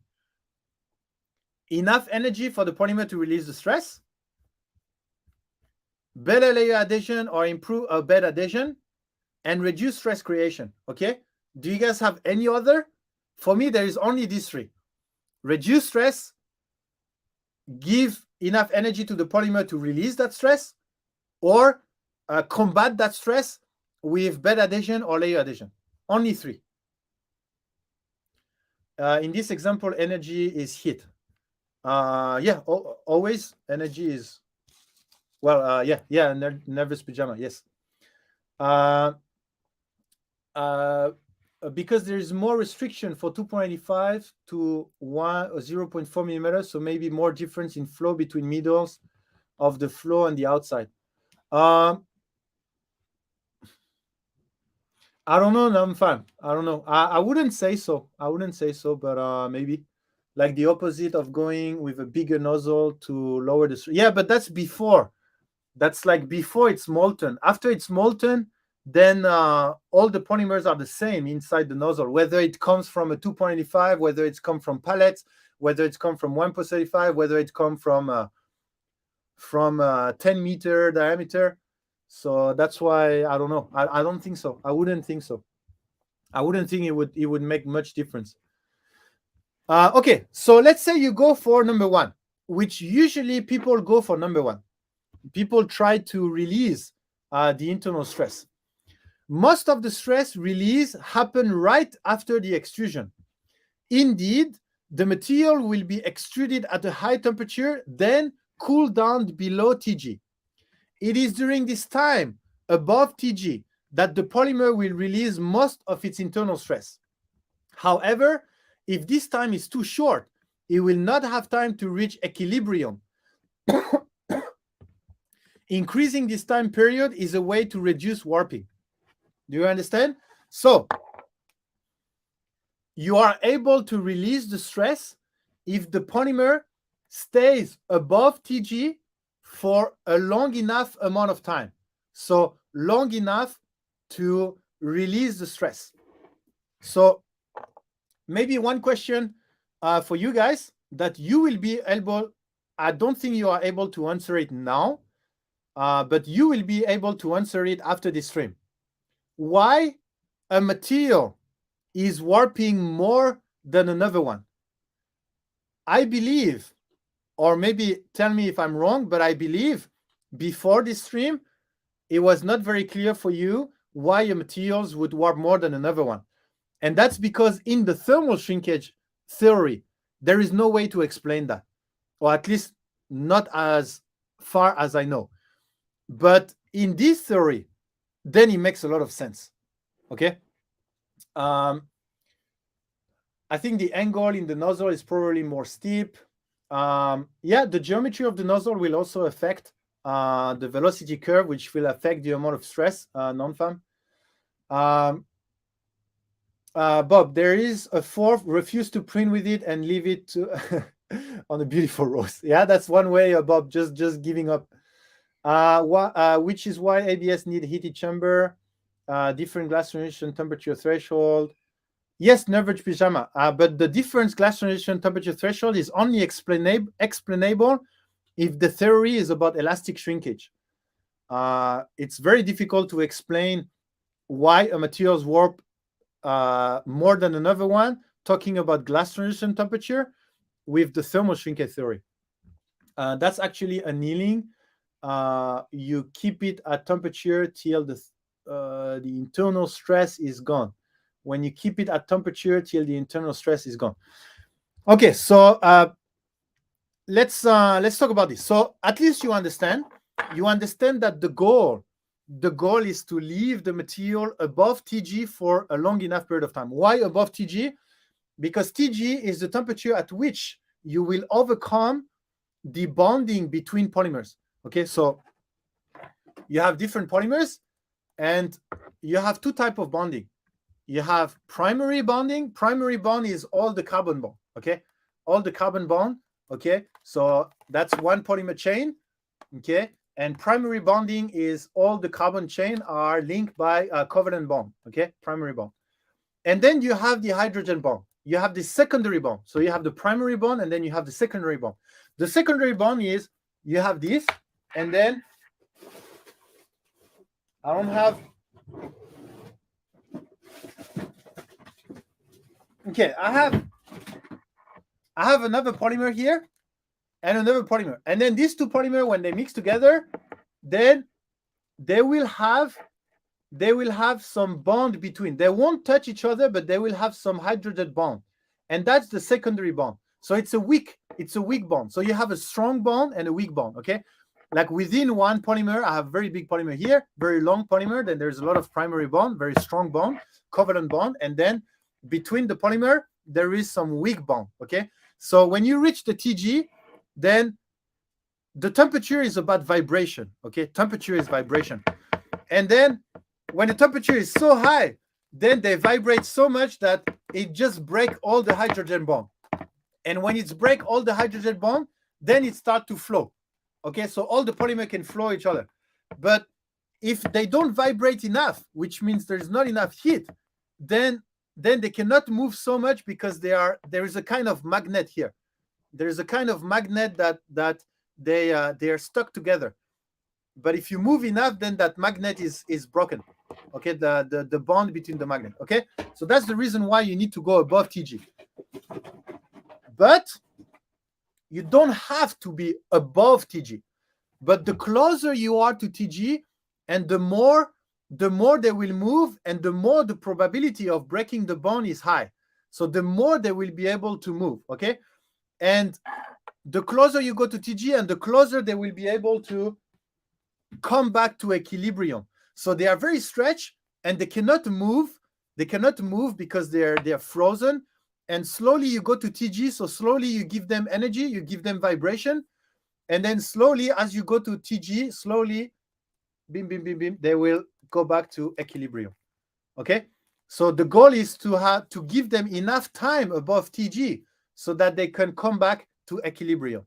Okay, and not accumulating stress. Okay. Okay, let me stop there a little bit. This is your new PTFE tube for your big printer. That's going to be a huge printer. What about James Bond? The polymer chains are different with a different mix of material, which have their own physical properties when it comes to heat and the rate they cool. And you also are making both a chemical and mechanical bond when you melt them together. Yeah. So is this why certain materials don't stick to each other? That has to do also with surface energy, which, yeah, there is a bit to do with what I just said, but that's a different topic. So okay, so how do you increase the time for your polymer to release the stress so that you don't have warping issue? Well, you can see this chart.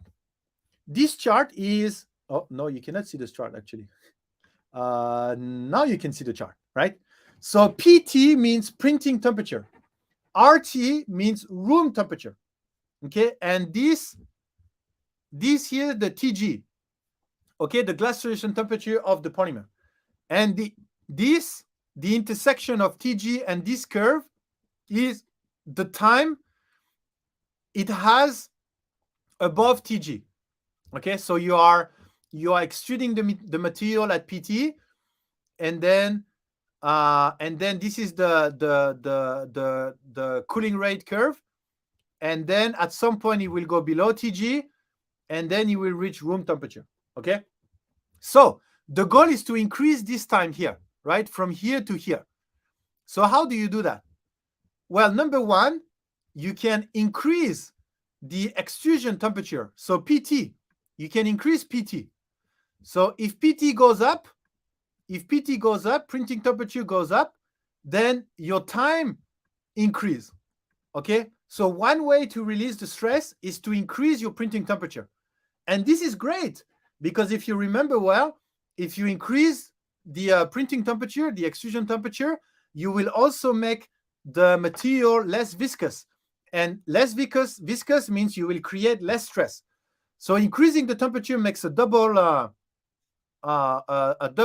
affect two factors that will lower the stress on one side and allow to release more stress. So increasing printing temperature, a very, very good way to get rid of warping. Okay. Next, what are the other way that you could increase this time? Here, we saw one way was to increase here, to push up this curve. Another way is to increase the room temperature. Okay, if you increase that room temperature up, then you can see that it changed a little bit my cooling rate, and it's also increasing the releasing time. Okay, so now I even have more time for my material to cool down. Okay, so let's say I'm printing with Polymax PC. Polymax PC TG is around 110. So let's put the room temperature at 80 degrees. So 80 degrees C, it will have much more time to release all the stress. Okay. Thank you for being awesome. Let me look TV. Bob, I can tell I'm going to have to watch this again to get all the info. Thanks for sending this on YouTube. Yeah. If I'm going too fast, please let me know. If I'm going too fast, just ask me again and I can go back. Okay, so that's another way. So one way is to increase printing temperature. Another way, increase room temperature. And both way is going to increase the release time. Another way is to decrease the cooling rate. Okay, if you decrease the cooling rate, which means you stretch this curve. Okay, so decreasing the cooling rate. If you stretch this curve, this will also allow you to increase the amount of time between the printing temperature and TG. Okay, when you reach TG. Okay, so that end up with 3 different ways where you can increase the time at which it will release the stress. Okay, increasing extrusion temperature, increasing the room or the chamber temperature, or decreasing the cooling rate. Now, remember, I'm talking about extrusion temperature. I'm not exactly talking about printing temperature. Stephen Poole, please look at the message I sent on Twitter. It's important. Oh, it's important? Okay. Important. So let me check now. Let me answer now then. Scrolling. Where did you send that? Scrolling. Oh, I found you. Okay. For blah. I have made a pro. No. What I can work on? Okay.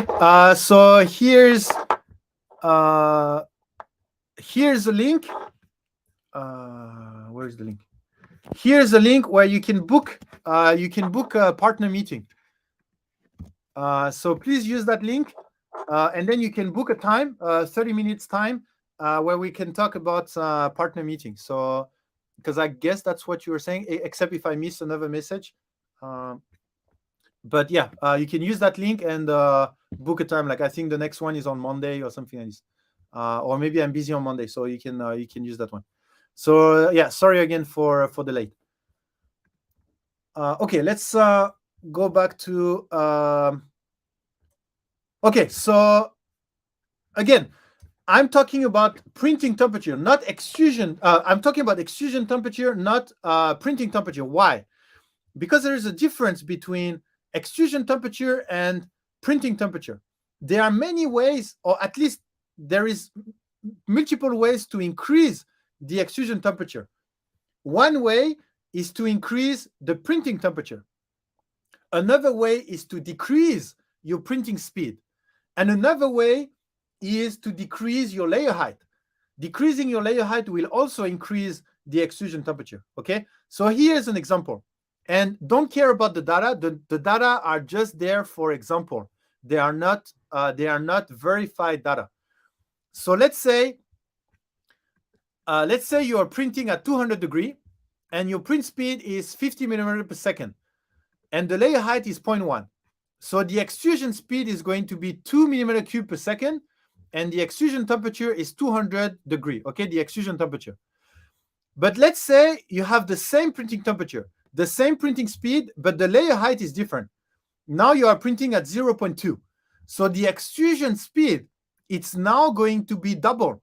You are now going to print at 4 millimeter cube per second.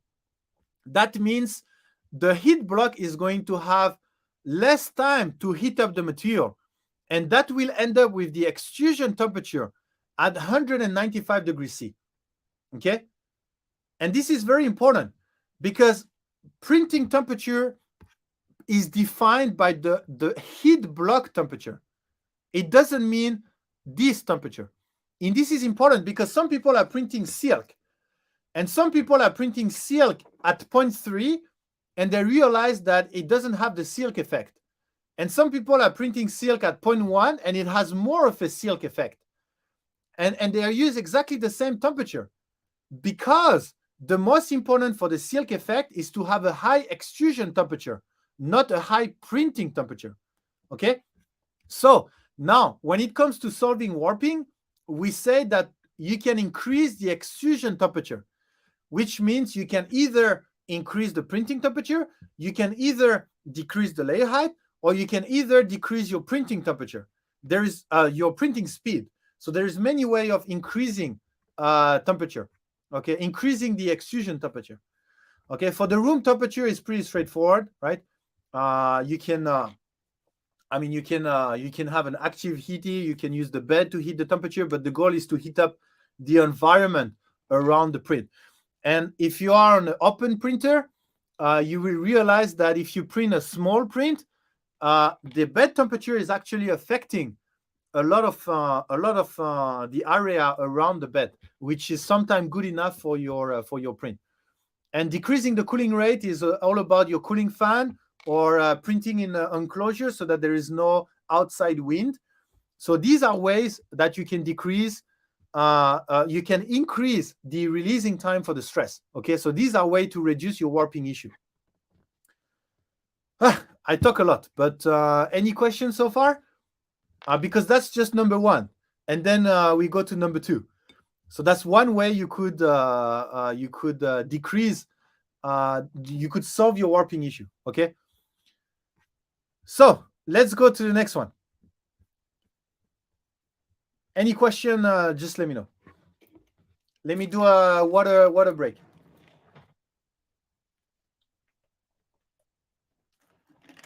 Thank you for being awesome, Custom Creation.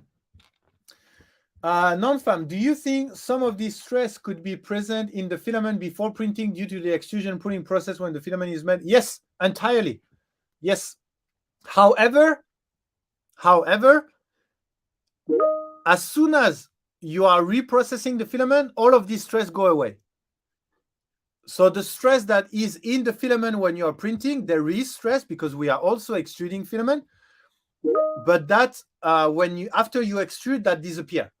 Okay, that could explain part of the XY shrink. No. The stress in the filament is not going to be translated to the print. It will disappear, and some new stress will occur. And the XY shrink is explained by what we are explaining now. You are stretching the polymer, and then it will come back to its shape.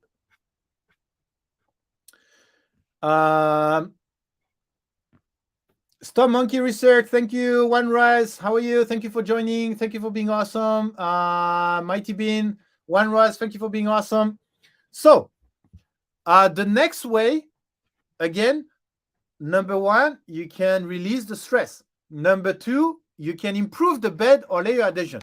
So why I'm talking about this? Because if warping did not exist, you don't even need to do this bed stuff, okay? The only reason you need bed adhesion is because of the stress. If there is no stress, you don't even need bed adhesion. Okay, so the bed adhesion or the layer adhesion are the forces that's going to go against the warping. So the first way was to reduce the stress, to reduce the force. The second way is to combat the force. It's to go against it. Okay, so we are not solving, because I see a lot of people saying that, you know, you can solve your warping issue. So in one way, yes, but I wish the vocabulary would be a bit more precise. When you ask people to level their bed, when you ask people to squish the first layer so that it stick better, all of this is not changing anything about the stress. So you still have stress. You are only trying to go against it. So you're going to combat the stressing issue. Okay. So, but that's one way to solve it, right? You can use, it's basically using tape. Okay. Using tape is the same as improving your bed adhesion. You don't really solve the problem, but you're just taping. Okay. You're just, you break something and you just put tape on top of it. So, improve bed or layer adhesion. The accumulation of stress will tend to lift up the layer from another layer, delamination, or from the bed, okay, warping. However, if the bed or layer adhesion is strong enough to resist the deformation, the polymer will be able to release its stress without deforming the part, okay? So it will be able to release the stress, so it will force its way through, but there is some constraint around it that's going to maintain the macroscopic dimension of the part. And then it will go back to shape without changing anything. But if the constraints around it are not strong enough, when it's going to force its way through, then it's going to take everything with it. Which material would be the best for gears, hand crank gears to a cylinder rotation manual type string loom machine? I would ask this on Discord custom creation, but I would go for nylon. I would go for a copier. I think the copier would be the best for the gears. Actually, in the intro, you see me showing gears. They are all printed in copier. Okay. Release bed adhesion can be improved by using adequate bed surface or coating. Refer to bed adhesion chapter. Blah, blah, blah. Before talking about how to improve layer adhesion, let us have a look at what layer adhesion is. Okay, so something to make you think about a little bit. We talked about shrinkage, right? We talked about stretching and coming back. Let me ask you a question that will make you think. Why I'm printing something and then it stretch on the XY direction? All my polymer are oriented on the XY direction, and then they shrink on the XY direction. Then why warping goes up? Why the force are upward? Why my prints are deforming? Why my print are deforming this way? Why not this way? That's a question, right? Because we're talking about shrinkage, but it's warping in a different way, right? So how would you explain that?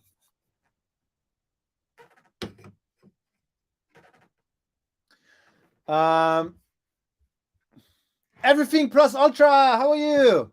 What's up, everyone? Everyone is doing great, even though I hope I didn't fried any brain so far, and I have 64 people watching. I hope I have at least 10 that are still following me, because it's been 2 hours and 10 minutes, and I'm afraid maybe I lost some people on the way.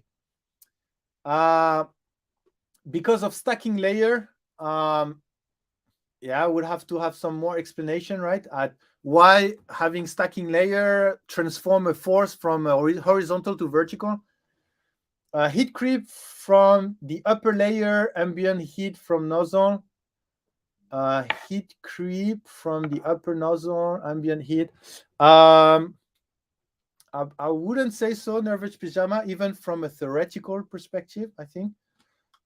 Thanks, my sounds good. Glad you're streaming. Yeah, thank you. I love the Printbusters. I mean, you guys can see, right?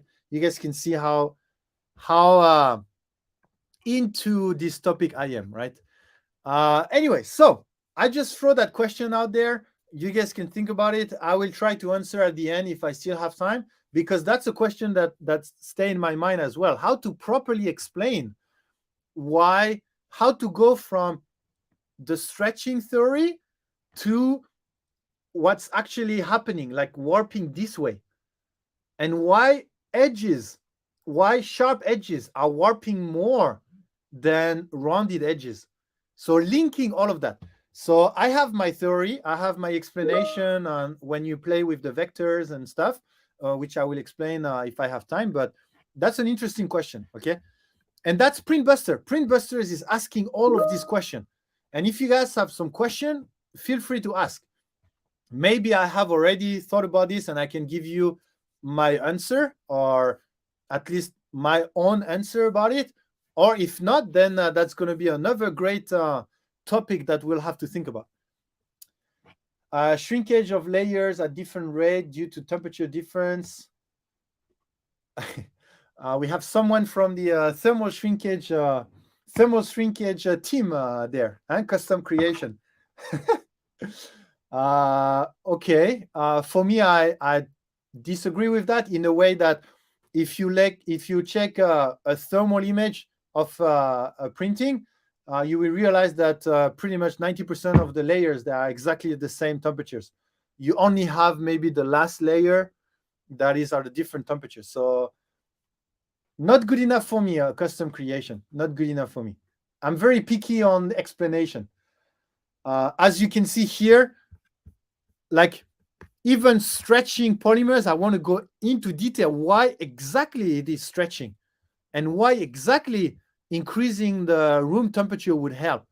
You know, I like to be, we can go even deeper, of course, but that's the idea. I would say it's a matter of how much surface contact is between the layers and how that changes the stress. Yeah, has to do with this. Very informative without so much brain twisting theory today. Yeah, a lot of brain twisting. Yeah. That's the goal of Printbusters, right? The brain of Printbusters is to cook egg on your head. Heat and retraction along with the sharp movement away from the hot nozzle while the plastic is still warm.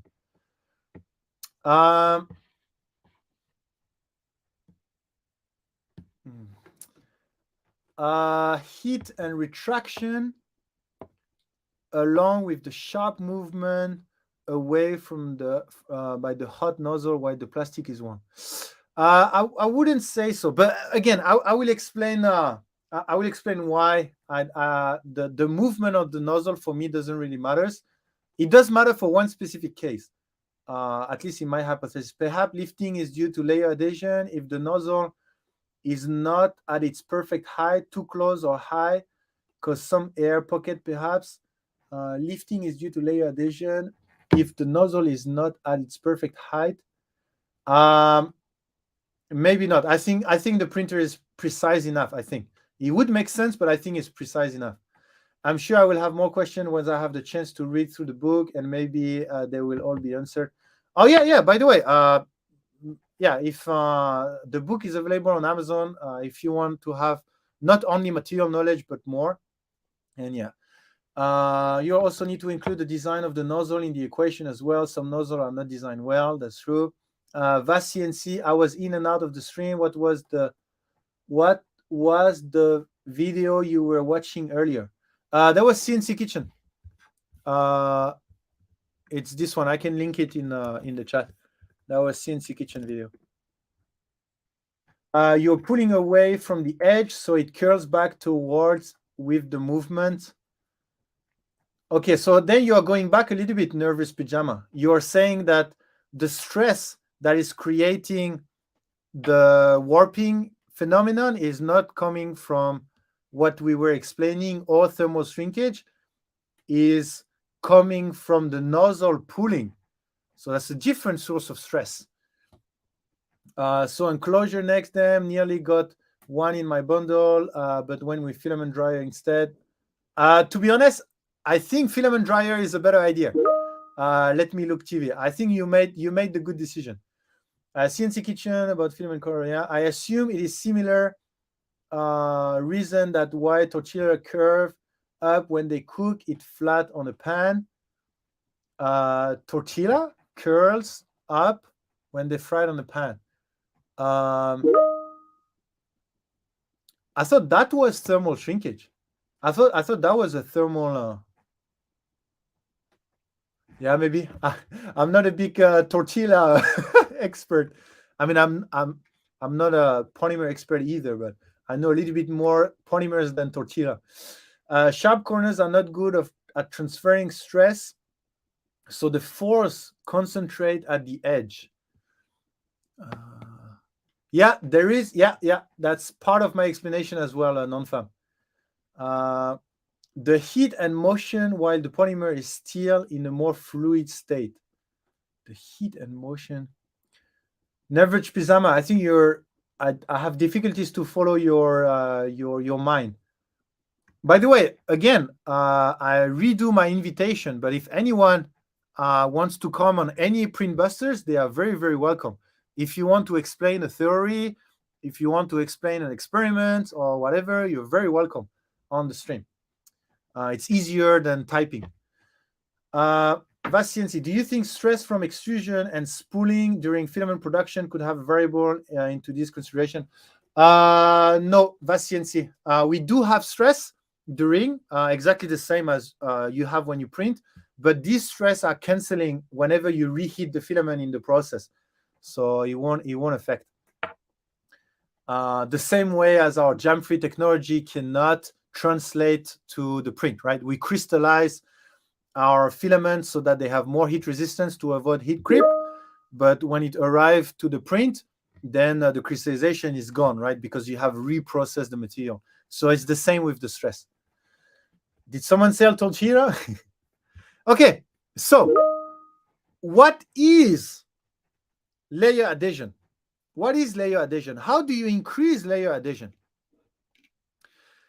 Layer adhesion is possible thanks to the entanglement between polymer chain from one layer to another. Okay. So if I take back my polymer and I have my other polymer. Let's say this is my bottom layer. Let's say this is my top layer. How do I make them stick together? Okay. The way to stick it together is to give them enough mobility, enough energy, vibration, so that they can move,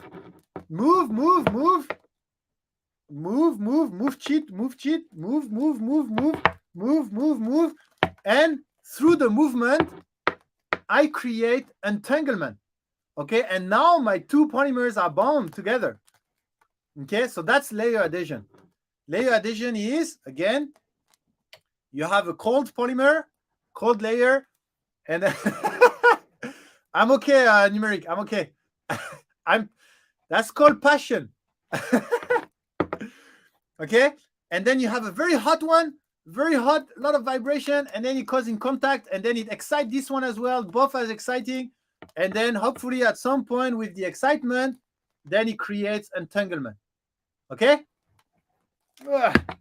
so I mean, I try to explain it in a way that that makes it understandable at first glance, and make it funny a little bit. I like doing how do you call that? Vulgarization. Is that what you say? Make vulgarization. I like vulgarize. I like vulgarizing science, especially when it comes to 3D printing. But okay, so what do you need? You need temperature, you need surface, and you need time. Okay, so if you have temperature and you just very quickly touch them, then it's not going to happen. But if there is temperature and time, at some point it will create a lot of tangle between each other.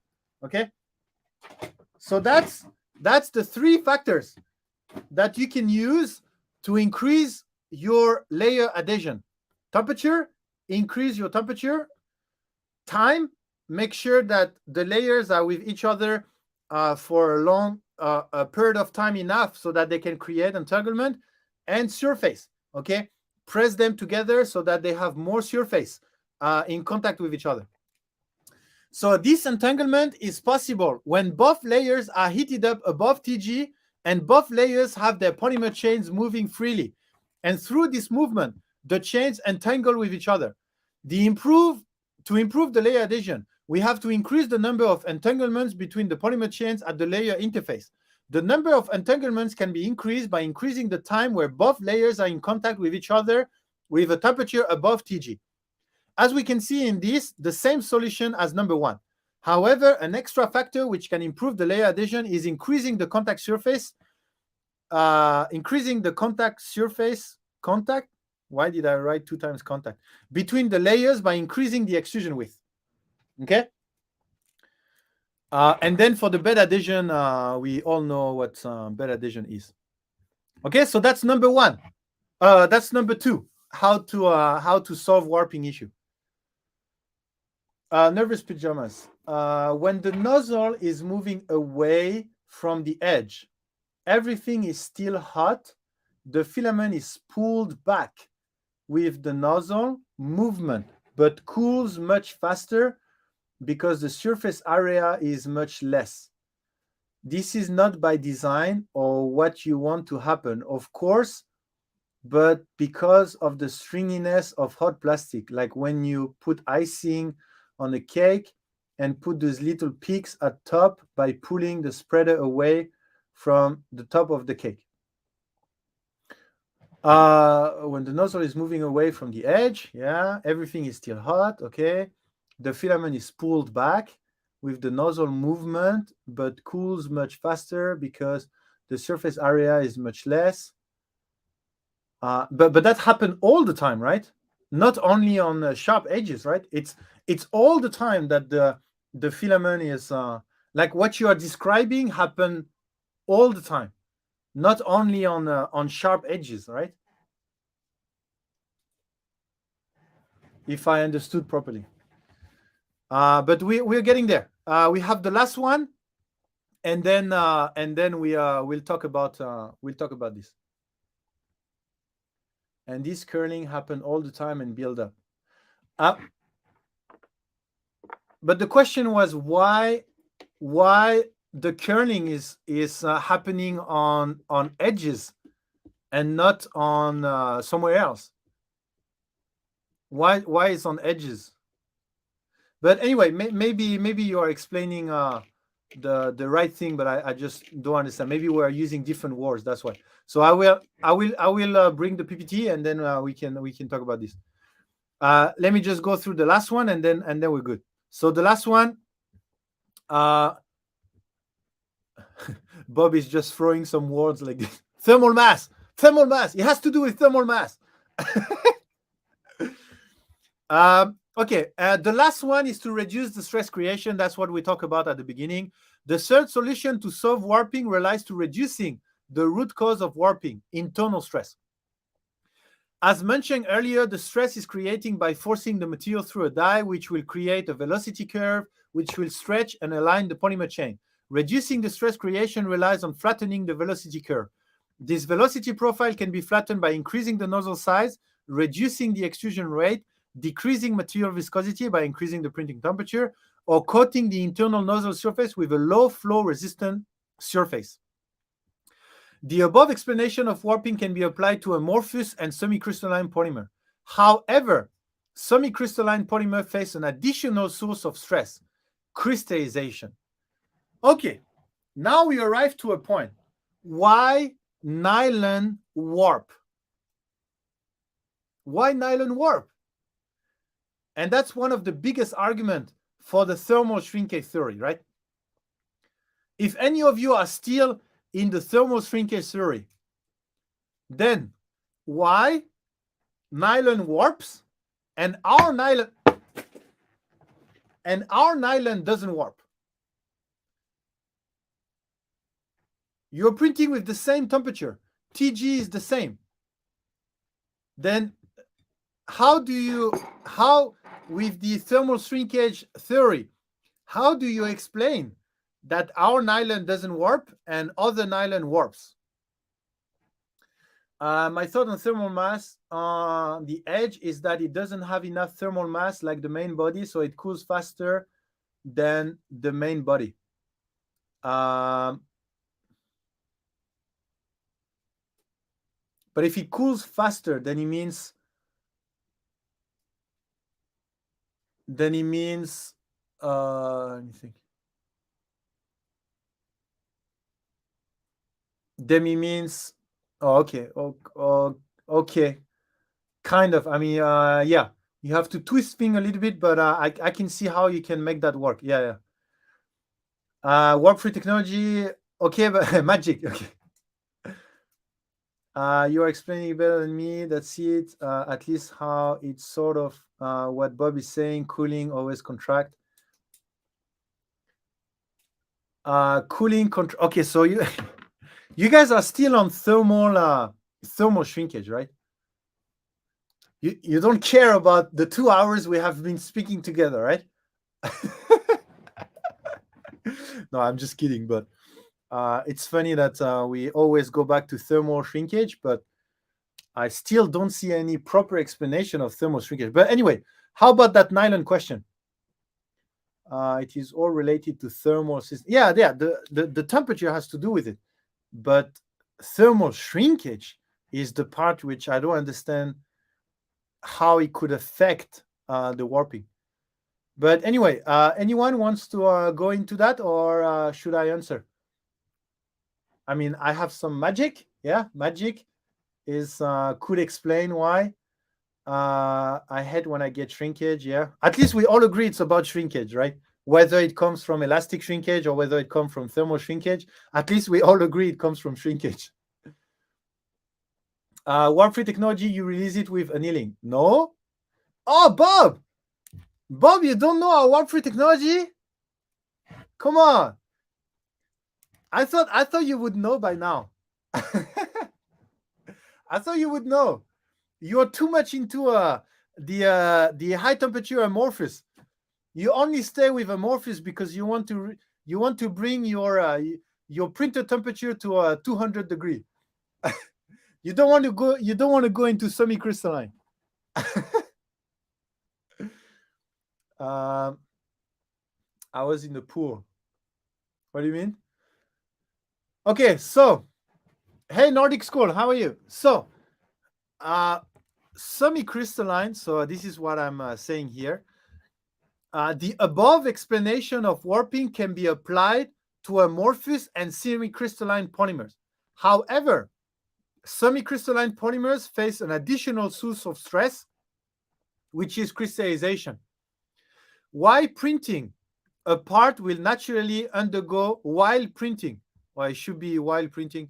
While printing, a part will naturally undergo crystallization when cooling down, creating small crystal, which, as an ordered structure, take less space and will force the part to shrink. This is why nylon materials will warp, even though the build plate may only be 45 degrees. If the crystals are formed too quickly, each layer will have small crystal creating a lot of stress per layer, and the accumulation of this stress will macroscopically deform the part. Okay? So when you have a nylon that is warping, it doesn't have much to do with thermal shrinkage. It has to do with crystallization. And why I'm pretty confident of saying this is because our copier, we have modified the crystallization rate and it doesn't warp. If it would have been about thermal shrinkage, then whatever the crystallization, we would have had similar warping behavior, whether the crystallization rate is high or low. So that's another proof that the thermal shrinkage for me doesn't really matter. I'm not saying it's not there. I'm just saying that it doesn't matter as much.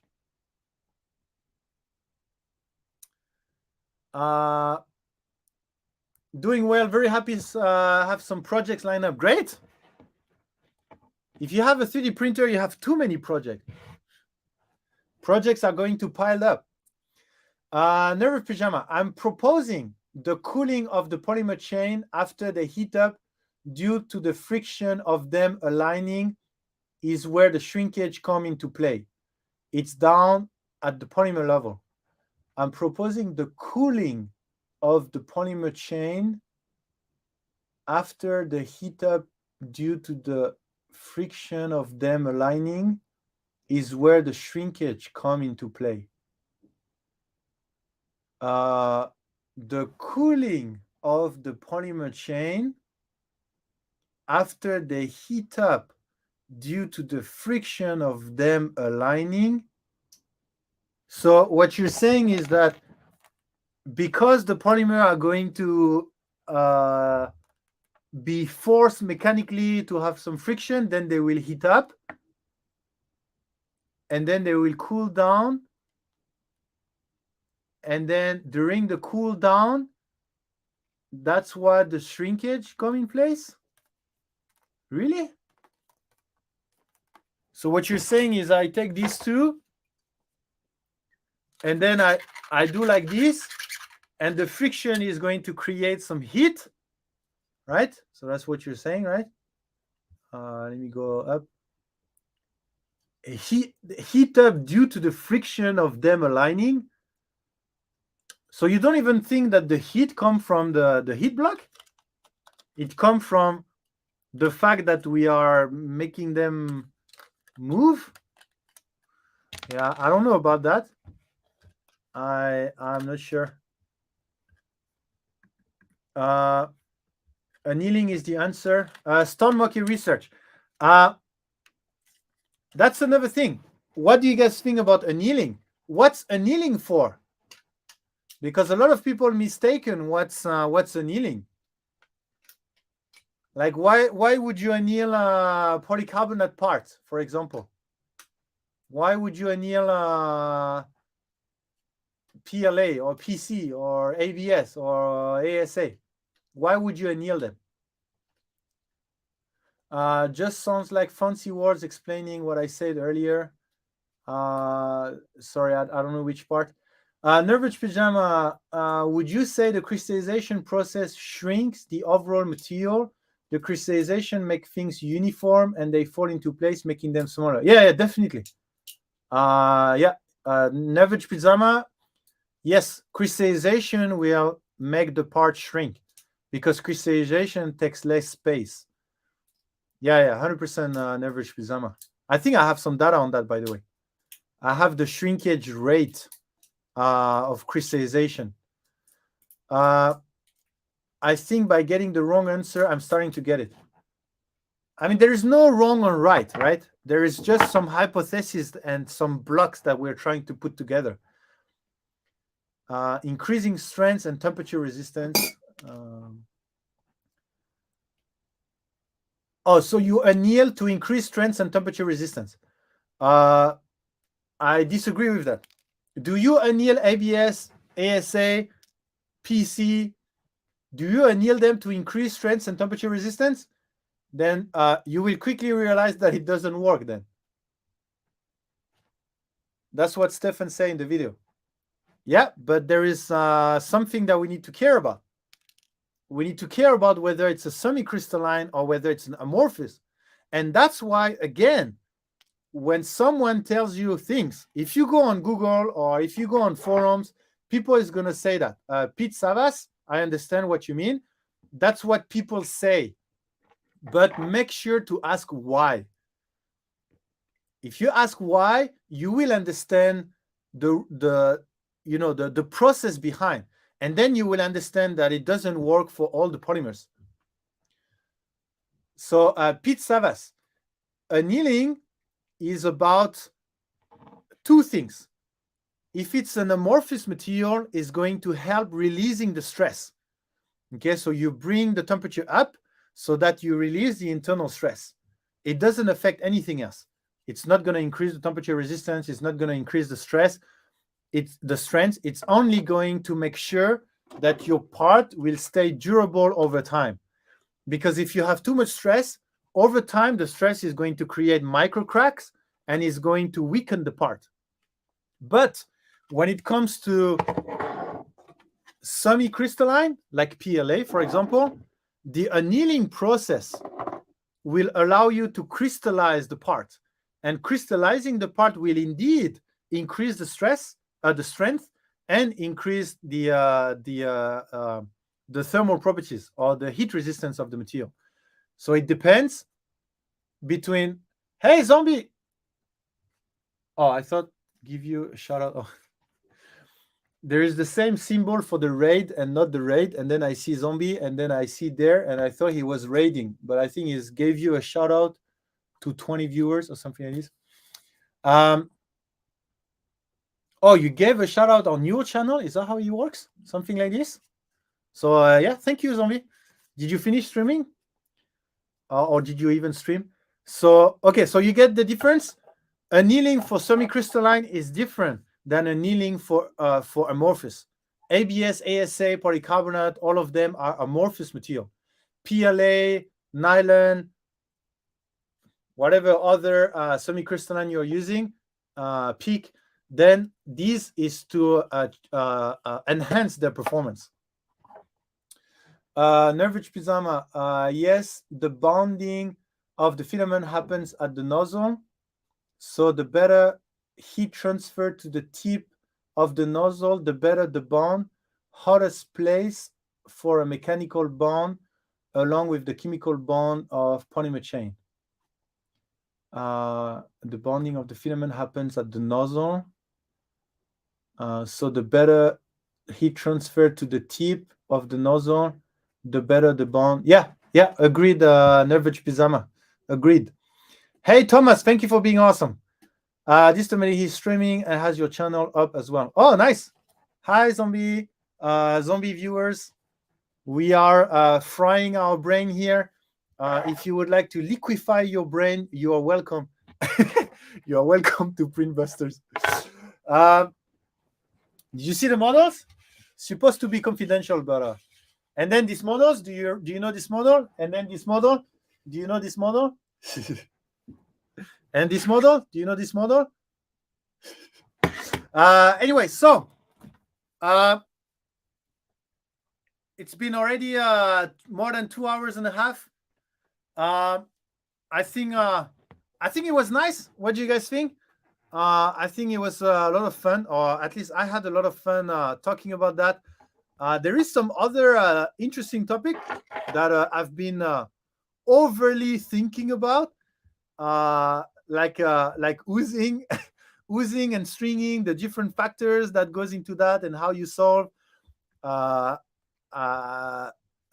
residual pressure, gravity, time, and then overhang. I've been really overthinking the mechanism of overhang, which could be interesting if you are interested in it. I have some explanation of our different technology, etc. So yeah, I do have some interesting contents for future Printbusters. Yeah, great. You guys are learning with me. That's the goal of Printbuster. Take your topic and just try to learn a little bit more about that topic. So how about we do our giveaway, and then there you go, and then we can go and rest the brain a little bit. So don't forget to be awesome. We have 67 people watching, 73 awesome people. So I guess we're good to go, and we're gonna draw in 5, 3, 4, 2, 1, and go! And the winner of today live stream if his brain or her brain is still there. Hi Gear, how's your brain? Have you been able to follow along? Hi Gear, are you there? Congratulations. Are you there? Hi Gear from YouTube. Are you there, or your brain has overheated? Let's wait a little bit, because I'm pretty sure we're gonna draw some people that we lost along the way. I mean, it was. Oh yeah, he's still there. Amazing. Hi Gear, congratulations. You just won a spool of polymaker materials. And if you are in the US, that will translate into a $40 coupon code on our website. So you can reach out to me. I don't know if you're on our Discord. There is the Discord link on the YouTube description, theoretically. So you can join our Discord to claim your spool, or you can reach out to me to the email that I'm sending out. So thank you again, everyone. We're gonna try to find someone to go and share our liquefied brain. Is there anyone that is not talking about things? Let's see. Oh, Zombie is streaming. So how about we just go to Zombie? Hopefully he is not. What is he doing? Rook assembly bomb. Making hangout. Okay. So how about we go to Zombie? We go and say hi. We go and say thank you for the shout out. And then if you have some ideas of other topics we could talk about in future Printbusters, then let me know. I like to talk about anything. If anyone wants to come also on the stream and debate, very happy to do so. You guys are all welcome to talk about anything 3D printing related, material science related. Oh, sorry, I've made a mistake. It's supposed to be this. Yeah, anything. Very, very happy to do so.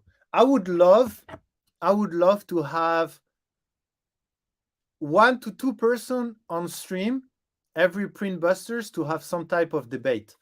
I like debate. I think debate, like healthy debate and debate between open-minded people, is very good to develop an idea. It's very good to reinforce a hypothesis you have on something. It's very good to receive some feedback and some and having some critical thinking about hypothesis, and that drive the overall knowledge about material science in 3D printing towards the right direction. So yeah, great. Yeah, exactly. This Medic. An average pajama should come on stream. Can we talk about polycast sometimes? I'm curious about it. Yeah, for sure. Nordic Score. We can talk about polycast next time. Whenever you're on stream, just ask, and I can have a few minutes on that as well. I think I'm hung up on temperature because I've come from welding and metal. Okay, thank you, everyone. I will see you on the Zombie stream. I will stay a little bit, and then I will see you next week for review or another Printbusters. Thank you, everyone, and see you next time.